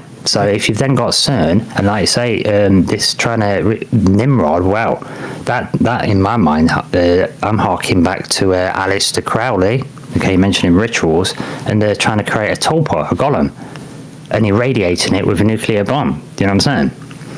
Yep. So they're doing that ritual stuff, and he's supposed to have gone out there, opened up a portal, got some really crazy stuff going on, irradiate this golem, you know, and that's and Abramovich is doing it, you know, the artist. She's making tulpas and calling it art. And she says herself, it's art when it's in public, and at home it's a ritual. You know what I'm saying? The spirit. They're all telling cooking. us. Spirit cooking, right? Yeah, spirit cooking. Yeah. Yeah. Also remember too, right around the time just before, just after all that shit went down in the Iraq War, and they discovered the lost city of like you said, Saddam Hussein declared himself the Nebuchadnezzar, the reincarnation. The reincarnation of Nebuchadnezzar. Like, what the fuck? Yeah, I know you can't make this shit up, can you? Yeah, no, you totally can't. You totally can't. Yeah, it's pretty wild. It's pretty wild. I don't know. So when I read that, I was like, okay, so this goes pretty deep, and I was pretty pleased with, like, this is good enough, you know, like we kind of got archons, we got, you know, like, but I like to go way out there just to kind of consider all the things. But then I found that stuff and was like, oh shit, now we're talking about resurrecting the old ones, right? I mean, whatever they are, whatever you want to call them, whether it's Lovecraftian or whether it's like Osiris or whether it's Nimrod or whatever it's got to be, man, like shit got hot when I found that. I was like, what do you think, Rohan? Is this too much maybe juice? And Rohan's cheering instead. Cheering instead. Dude, it's like Shiva. I mean, they've got Shiva there as well. So what's that about? And Shiva has many forms, and that's one of the fighting forms, that isn't it? All them arms. That's you know, that's. Do you know what I'm saying? Yeah, and while we're on that, I got to add what's the symbolism in? What's your intention? Exactly. Sort of exactly. So just to add this, well, make sure we get it into the show tonight. This is critically important to this, what we're talking about. So this is from Skywatch TV, back to that article. It's super long, and it's talking about all this stuff, and there's a ton of shit in here. It's packed with like blow your mind type stuff, like, okay, got to look into this, got to check into that. It's one of those ones, right? So again, description, link in the description, always check it out. So I'm citing this so you guys know where I got it from. Here we go. So they're talking about CERN itself. This is intertwined. This intertwined and sometimes antagonistic relationship is similar to that of Shiva and Kali, right? And we've talked about the duality of creation, the whole thing. It continues. An important point to make because it is Shiva's statue that welcomes visitors to CERN's headquarters in Geneva. The Shiva statue depicts the Hindu god in his Nataraja position, a cosmic dance that destroys the old universe in favor of a new creation. This ritual is performed on the back of a demon named Apasmara, I don't know how to say it, which is said to represent ignorance. So the ritual to destroy the universe is a dance performed on the back of a demon that translates to ignorance. And so I looked and I checked and I was like, okay, this seems too good, too hot to handle, too cold to hold. And so I went to Natarahara and on Wikipedia. And sure as shit, it's Sanskrit meaning act, dance, drama. The symbolism is Shiva. He dances within a circular or cyclically closed arc of flames, which symbolically represent the cosmic fire that in Hindu cosmology creates everything and consumes everything in cyclic existence or cycle of life. The fire also represents the evils, dangers, heat, warmth, light, and joys of the daily life. The arc of fire emerges from two Makara, or mythical water beasts, on each end. And so at least that part checks out. WTF, am I right? Yeah, exactly. So this is the thing. You know, you got this symbolism in there, and it's coming from, you know, ancient Sanskrit. Right, that's like oldest writings. That's on top. You know what I'm saying? It's always links. You connect these dots together, and then it starts to become apparent that we're kind of reenacting stuff from the past. And it's not just, you know, a slow Wednesday on a march on some random year. You know, they're picking prominent characters in history, doing epic stuff. They're picking gods and stuff, aren't they, to emulate and do stuff and build things the same. And it's like, this whole thing's been a ritual the whole time, it seems to me. And I think it's the name in the game has all been about, especially now in the information age. I think the name in the game is keep all the goods to yourself, and to keep all the goodies to yourself, and don't let the more exclusive you can make it, the more power you can seem to derive because of that knowledge. Knowledge is power, isn't it? And because it lets you apply other things, and this is out there, sort of pretty far out stuff. You know what I'm saying? But if it's reachable for humanity, then we should all have our hands on the wheel, right? You would hope so. At least considering the possibility. As always, right? Just considering the possibility. Amazing stuff. Amazing stuff. What happened with you in 2021, Rohan? Did you do anything new? I took a bit of a break towards the end of this year, just getting started for the new year. Yeah, just because I've had a few health problems this year, but they start getting better and starting healing up. So yeah, I'm raring to go. So I had a bit of a quiet Christmas this year, but I'm not much of a Christmas person, really, to be honest. Yeah, that doesn't surprise me. Nor am I. I play along, but it's not my thing. But I do enjoy that people get together and want to hang out and have a good time around Christmas. But okay, but what I meant to ask, I've got a new Christmas concept. Actually, I've got a new Christmas concept for you. Okay, sure. I ran it by someone. It was I thought, because what bothers me about Christmas is this kind of mad rush to sort of buy presents and give them to people, and some of it becomes a bit of a social thing, and a bit of status thing almost, and it's like gets expensive. And I thought what we should really be doing, and this is probably what you're supposed to do, is every year we should all hang out and do what we normally do with food and drink and have fun and get together. But instead of going crazy on presents, we should just get ourselves a present. Right, and tell everybody, and then we're still sharing food, we're still doing Christmas, being festive, but we're telling each other what we did to love ourselves for this year. Do you know what I'm saying? And then it's kind of like everybody's happy, and there's no kind of messing about. I just thought it was an interesting idea, so I'm going to. Isn't that Thanksgiving though? Well, I don't know. Because I think of Thanksgiving as being having a good meal and thinking, Thanksgiving, I suppose. Yeah, because I'm trying to do that all the time. But I think if you're going to mark something, rather than making it a big money maker, if you're not going to do the church thing, don't. You know what I mean? It's all the money thing. It's all the commercialism that bothers me. I'm just trying to think of a way to make it, to flip it. Yeah, but we can say the same about Valentine's Day. I mean, you're supposed to love your partner every day and do something great for them all the time, but they commercialize Valentine's Day to a point where you're obligated to do something special because you to portray your love. I mean, it's what garbage. I mean, Christmas is for Christians who want to be in the remembrance or do a remembrance of the birth of Jesus Christ. I mean, that is really it. But obviously they're going to bastardize the whole thing and create this whole socialist status, like you said, of buying elaborate gifts, which, by the way, hurt the earth, because I just found out that fucking toys are non-recyclable, those ridiculous plastics, which drives me mad. And you can't do anything. The kids play with it for 5 seconds and it's done. So it's like, what the fuck is the point? So I think you're onto something. What did you do for yourself? Do something for yourself. What are you thankful for? It's like, it's cool. Yeah, I agree. I don't know. It's a weird thing to me buying adults gifts because and I do because there's like social pressures and all the rest of this stuff. But I don't want any. Like don't give me jack shit for Christmas. You know what I mean? I don't like. I'm not 10 years old anymore. I'm not 10. If I was 10 and you didn't bring me something for Christmas, I was upset. And I'll tell you, exactly. When I was 10 and I was upset. Make sure you make it special for the kids, and that's that. And like Tam Bam said, don't buy like the plastic Thomas the Train that you can't recycle, for crying out loud. You know what? As an adult, it feels like if someone gives me a gift, as an adult, I feel like I'm on credit now. Right, like now I have to owe that. Yeah, you owe it back somehow. Yeah, exactly. That's what it is. Don't Shit. put that pressure on me. Shit! Why do you have to do that now? You. Yeah. God damn it. Yeah.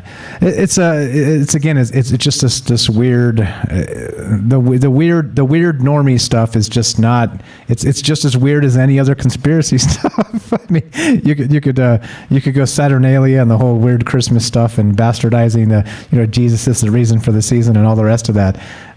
That's a whole show all by That's itself. me. But yeah, No, right? yeah. Well, that's me. As a Christian, I want to do it. I want to remember. I want to do it in remembrance. That's all, right? But then you carry on with the day and you celebrate with family, which we didn't this year, which is quite fantastic because less pressure, right? So, and that was it. It was actually pleasant. Pressure. No family, no extra food, no wastage of paper and bags and shit and crap and fuck off. Yeah. You know? Yeah. Hey, it doesn't. Basically, what we're saying here is it doesn't have to be what we're told. We can make it whatever we want to make it, right. And let's do it the best we can. And that's it. It's not. It doesn't have to be a pain in the ass. And yeah, there you go. 100%. It's supposed to be fun. It's supposed to be fun. Like it. Exactly. We're supposed to be grateful for the things we get and not the things we have and all the rest of that. Robert says that's why folks give fruitcakes. That's why Robert's still passing around the same fruitcake from 20 years ago. That's for me, like, if you fucking hate me, give me a fruitcake. Like, fuck you as well. No, then you just send it back next year. You just literally put it on top of the fridge and let it stay there all year and get hard, and then you send it back to them next year. That's what a fruitcake's all about. It's not just sending it back and forth. Nobody eats that shit. No. Well, you know, one of those fruitcakes has probably got a diamond in it. Just check. Yeah, right. That's funny. Now that's funny. They're like, I expect to get this back next year, and haha, sucker. There you go. That's a great way to embezzle. Not that I'm saying you should. Right. Isn't that Bitcoin? Well, isn't that the point? Depends on who you ask, I guess. Depends on who you ask. Yeah, good stuff. Good stuff. Yeah. So we're winding down here again. No hurry to get out. But what do you guys think? What about 2021? Like I said, not just the holidays, but we can find reasons to be grateful every day. What are you grateful for this past year? What are you looking forward to in 2022? Because I got some as well, but I think I already said it, but I'll just reiterate. But what are you guys? You guys excited for what 2022 has to bring? Rohan, do you want to go first? Yeah, can do. Yeah. I'm excited for like flipping things. I think you know, all this stuff going on in the world is probably going to drag out. Everyone loves to drag things out when there's a big drama, sensationalism, and all that. But I think it's going. I think I'm looking forward to building back up because it's been a rough couple of years. It's been a bit weird, So it's like, well, it's sort of started. We're still here, aren't we? Still all good. Still chit chatting, learning more. And I think for this year, get back a lot more on it. Nobody's like, I'm not seeing people freaked out anymore. Nobody's terrified. You can talk about stuff like just in general in my area and whatnot. So I'm pleased about that. I'm really looking forward to the summer, and I've got an allotment plot now. I've got a lovely, nice bit of land, and I'm going to try and get them some lottery funding going on the committee, so we can pay a lot less for it and own it ourselves. So it'd be cool. So I'm looking forward to that. Good job. Good thinking. Let the government pay for fucking shit, assholes. Hell yeah. We'll grab the lottery money and then we'll take the ownership away. Boom. Yay. Oh, clever boy. Bah humbug. Bah humbug, says Robert. Michael and Tam say bah humbug. It's not quite like that. What is bah humbug? Bah humbug is Ebenezer Scrooge. It's a way to say to hell with Christmas. Bah humbug. Oh, okay. Well, each their own. Yeah, I don't want to lose friends. He's making jokes over there. Crabapple on Rockfin says, "My fruitcake contains maybe juice." There you go. Maybe it's worth eating. Maybe it's just referring to the favourite sweeties and candy of a sheep. Bah humbug. Right. Bah humbug. Exactly right. Let's make sure there's nobody else here on the phone line, and everything else is good. And let's wind this down. I think we're good. Hold on. I didn't say my part. I know. I was making sure we had time, and I wanted to clear the zone for Tam Bam's thoughts. Go right ahead. Okay, so this year I was rattled with the fear of FOMO. Rattled, because I refuse to be left behind with anything that's coming new. And I realized by the end of the year that there's always going to be something new.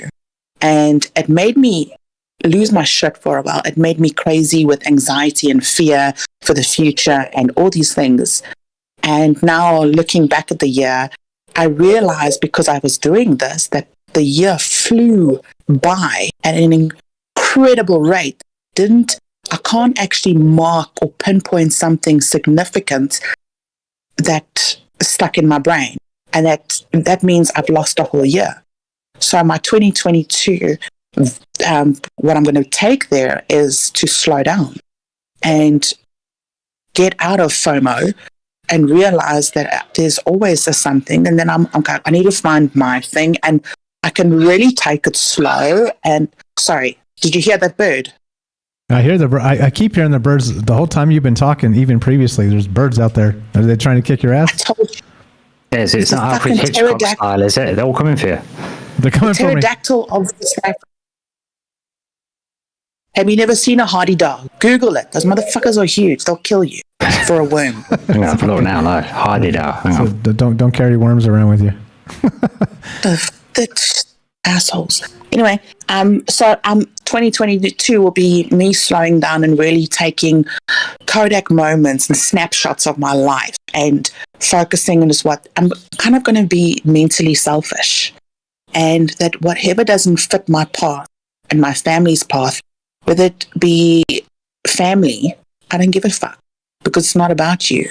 I'm going to, instead of me focusing a lot on helping others, which, by the way, got me fucking nowhere. And I know it sounds ridiculous. But I'm not saying I'm not going to help anybody. What I'm saying is I'm going to realign my universe onto me for 2022. So the more I can have in terms of, it doesn't have to be physical stuff, but whatever it is, filling up my own cup, the more I can give out. And it's better than giving out what you don't have in terms of energy or whatever the case is. So I'm going to focus on mental clarity and release the FOMO, take a step back, focus really on health and wellness, and align myself, and fuck the rest. MTGA, make Tam Bam great again. Well, let's make a hat. Make Tam Bam great again. Shit. MTGA. All right, so I agree. That's fantastic stuff. And again, right? Don't forget there are people out there that need our help. You know, like again, I am not rich by any means, but you know, there are folks that need help, and I don't mind helping them, and I do from time to time. It's I do too. I know. I'm just don't forget with the Make Tam Bam Great Again effort of 2022. Just don't forget there are people that are worse off than us and are struggling and can't find the footing, and so they do need us. Just a reminder. I agree with you. You like I always say, take care of yourself, because if you don't, you can't help other people. You're in the mud yourself. So take care of yourself so you can help others. And there you go. Right. Do you know, can I just say one more thing? Do you know why I say that? Sure. Is realigning the universe to myself is because I'm mentally exhausted. I'm fucking finished. Tell me about it. I mean, I was crying yesterday because I'm so tired. I'm so mentally tired. I can't even think straight. That's why I had to make this decision, and it's really I need to help myself first before I can help anybody else. I'm tired. Yeah. There is a such a thing as being stretched too thin, and it goes a lot of ways. It goes mentally, it goes physically, it goes all the rest of that. So yeah, for sure, you make sure you get enough rest. Make sure you got to do those things, or else you can't help. You're not right with yourself to be able to help. So yeah, for sure. For sure. Love it. Great stuff, Tam Bam. Great stuff, Rohan. And just I think I already said, I'm not going to repeat myself. I repeat myself an awful lot. So I'm going to just shut my damn mouth be grateful for what we have. Say that today. again. Yeah, there you go. Shut my damn mouth. Since I repeat myself way too much, my wife is like, "You already said that." I'm like, "Is this a replay?" Exactly. I'm like, if you keep asking me, I'm about to say it again. Don't do that to me. Come on. Again, feed the beast. Yeah, right. Exactly. It's like the last thing you should say to somebody is when they're mad is calm down. When I've already repeated myself. I am calm. I am calm. Don't tell me to calm down. Yeah. All right. Let's get the hell out of here. What do you guys think? The deal is this, right? As always, you guys know, this is Troubled Minds Social Club. This is what this is. This is just a group of friends getting together, talking about amazing things. And again, best wishes to each and every one of you for 2022. Let's not get caught up in dates. Let's not get caught up in the terms of the calendar. Like, you do you, and you do it 24 hours a day, 7 days a week, and don't worry too much about all of the other pressures out there. They exist, and we all deal with them, but do your best to let some of that go sometimes. You have to. But I want to say thank you, every single person out there, every single one of you guys know who you are. Again, I can't name all the amazing people that call into the show. I can't name all the amazing folks that have subbed up to Patreon, to Rockfin, to Twitch, that has sent me things in the mail. Thank you again. Shout out to David out there for sending me the CD. I got it. Your music. I'm going to add some of that stuff into the shows with your permission. And thank you to also Chantel in Ohio for sending me a nice Christmas card and a check she sent me. Very kind of you guys. Like I said, none of that stuff is necessary, and I appreciate it very, very, very, very much. And I just want to say, as literally at the beginning of this year, and I mean this 100%, Troubled Minds was in a dark place. Probably January, just before starting on Fringe, I was ready to quit, just to cash it in and say, forget it. I can't. Like, it drains me mentally, it drains me physically, it's costing me money. Everything turned in 2021. This was literally the year that made Troubled Minds something. And it's again, nose to the grindstone for me, for sure. But it doesn't happen without you guys. It doesn't happen without this community. It doesn't happen without us together. And so I want to say thank you all for that. Thank you for all the kind people that I've met online here in this whole bit. And it means a lot to me, because I was really ready to throw it in the garbage can and just say, okay, that was a great experiment, and it's time to move on to something else. And so there you go. That's where I'm at, and I'm so grateful for it. You have no idea. So I want to say thank you from the bottom of my heart to each and every one of you.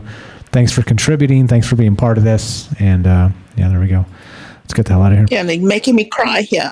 It's I'm so sad. Making myself cry. No, I mean, you know what I mean? There's always like that moment, where like things turn. And so like the reason you push is because you push up the hill to hope you hit a plateau at some point, and if you don't ever hit that plateau, you don't, right? It's the moment you deserve. And we're sitting on the top. And this is amazing, because what's next is this shit's going to go downhill in a snowball. So again, thank you to everybody for being enthusiastic and loving these conversations. Thanks for being open-minded enough to talk about them, because as you know, there are places you can't. And choking me up a little bit. Mike. Yeah, but Doug, I'm like tearing up here, like so bad. But we don't say it enough, because you're so modest. You don't always brush it off. But we're so grateful to you. Without your platform, and we've told you this 1,000 times, there's no other platform like yours. Without your platform, we would be stuck in our own minds going crazy, with no one to talk to, with no one who is like-minded, with no one who has an online group who are just so friendly and accepting, and who's got our back like you do. You need to know that you are the glue of all this, of all our minds put together, and your impact on all of us is a hell of a lot greater than you think. You think, you talked about this and you made a little, people get to talk. No, It's much larger than you think it is. It is a deep, deep impact, because these are things that sit not only in our heart, but deep inside our soul, that impact us on a deeper level. And we get to talk with like-minded people, like with you. And we will call you our fearless leader because you have our back. And you have this group and you've created this platform. And you'd never doubt that you were meant to do this, if not greater things. So please, give yourself a major pat on the back. And I'm saying, and all of us, I'm sure, we are sending you all the biggest hugs in the world. And to your wife for being so wonderfully patient with you and with us as well. Please don't ever forget what a great impact you have. Okay? Thank you. I appreciate it. Really grateful. Very nice of you to say it. And that's why, again, it goes back, right? It goes back both ways. And that's why if I miss a day like I missed yesterday, right, I feel bad because I know. When Clyde Lewis used to go off the air, I'd be like, "Don't leave us, Clyde," right? And I get it. I understand. He was part of the schedule, part of my life, and I get it. And so it's a big responsibility to me. And you hear my dog; she's like, "Feed me and let me out. This is bullshit." But I can hear shame. Yep. I'm gonna let her out in a sec. But yeah, let's wrap this up. Thank you very much. Very kind words. Again, we'll be back to Trouble. This is not the end of Troubled Minds this year.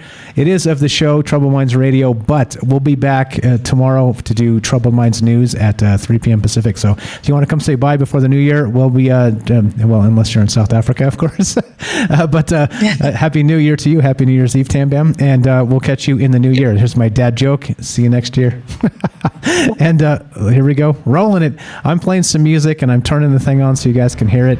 And there you go. Let's say whatever we got to say. We got about approximately 3 minutes of music. Go right ahead.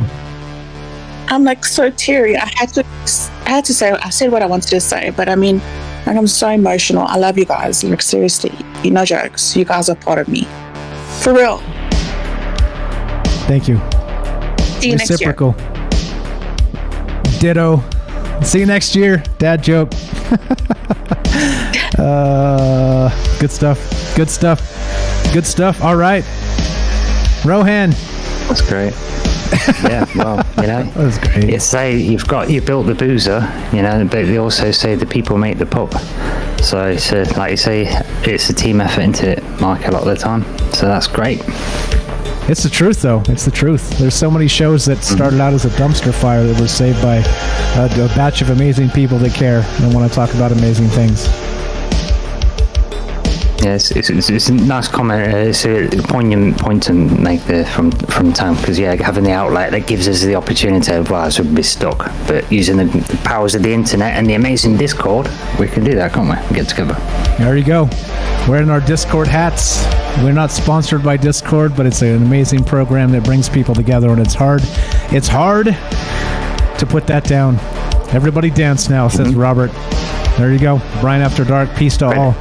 David Chase, excellent show, thumbs up. Sorry, last names, no last names. I'll send you a link on how to change your last names, guys, if you want to change your last names on YouTube. And they're all pretend last names anyway, so yeah, that's true. Okay, it's all fake. It's all fake names. It's all good. All right, let's get the hell out of here. As we finish, it goes a little something like this. Once again, I'm blessed. We're blessed. Thank you all for your energy. Thanks to my dog for freaking out and saying, "Let me out," and telling me it's time to quit the show because it's late. And there you go. Thank you. I can't say it enough. I promise you I'm not running for office. Come on. Come on, let her do it. She wants to join in. But yeah, see, she hears it. She's like, "Get me out of here." She's in a kennel, so she's pissed. Loves it. Like, let me out. Exactly. No, let me out. Have a great one, guys. It goes a little something like this. Be sure, be strong, be true. As my dog howls in the back. She even knows the words. Knows the words. Thank you for listening. From our Troubled Minds to yours, have a great night and a happy new year. We'll see you guys tomorrow, and we'll see you next week. I'm going to mute so we don't hear the dog howling. And you guys are the best. Be right back. Actually, join the Discord if you guys want to kick it. We usually kick it afterward. We call it the Troubled Minds After Party. It's the you don't need a secret password. You just need to go to troubledminds.org, click the Discord link. It's an invite, and come say hi. Come say all these fine people you know on the show. You can come actually meet them in person. Thanks again, each and every one of you. You're the best. I'm taking my dog out. I'll see you guys in the after chat shortly. Have a great night, guys. Catch you soon. Happy New Year.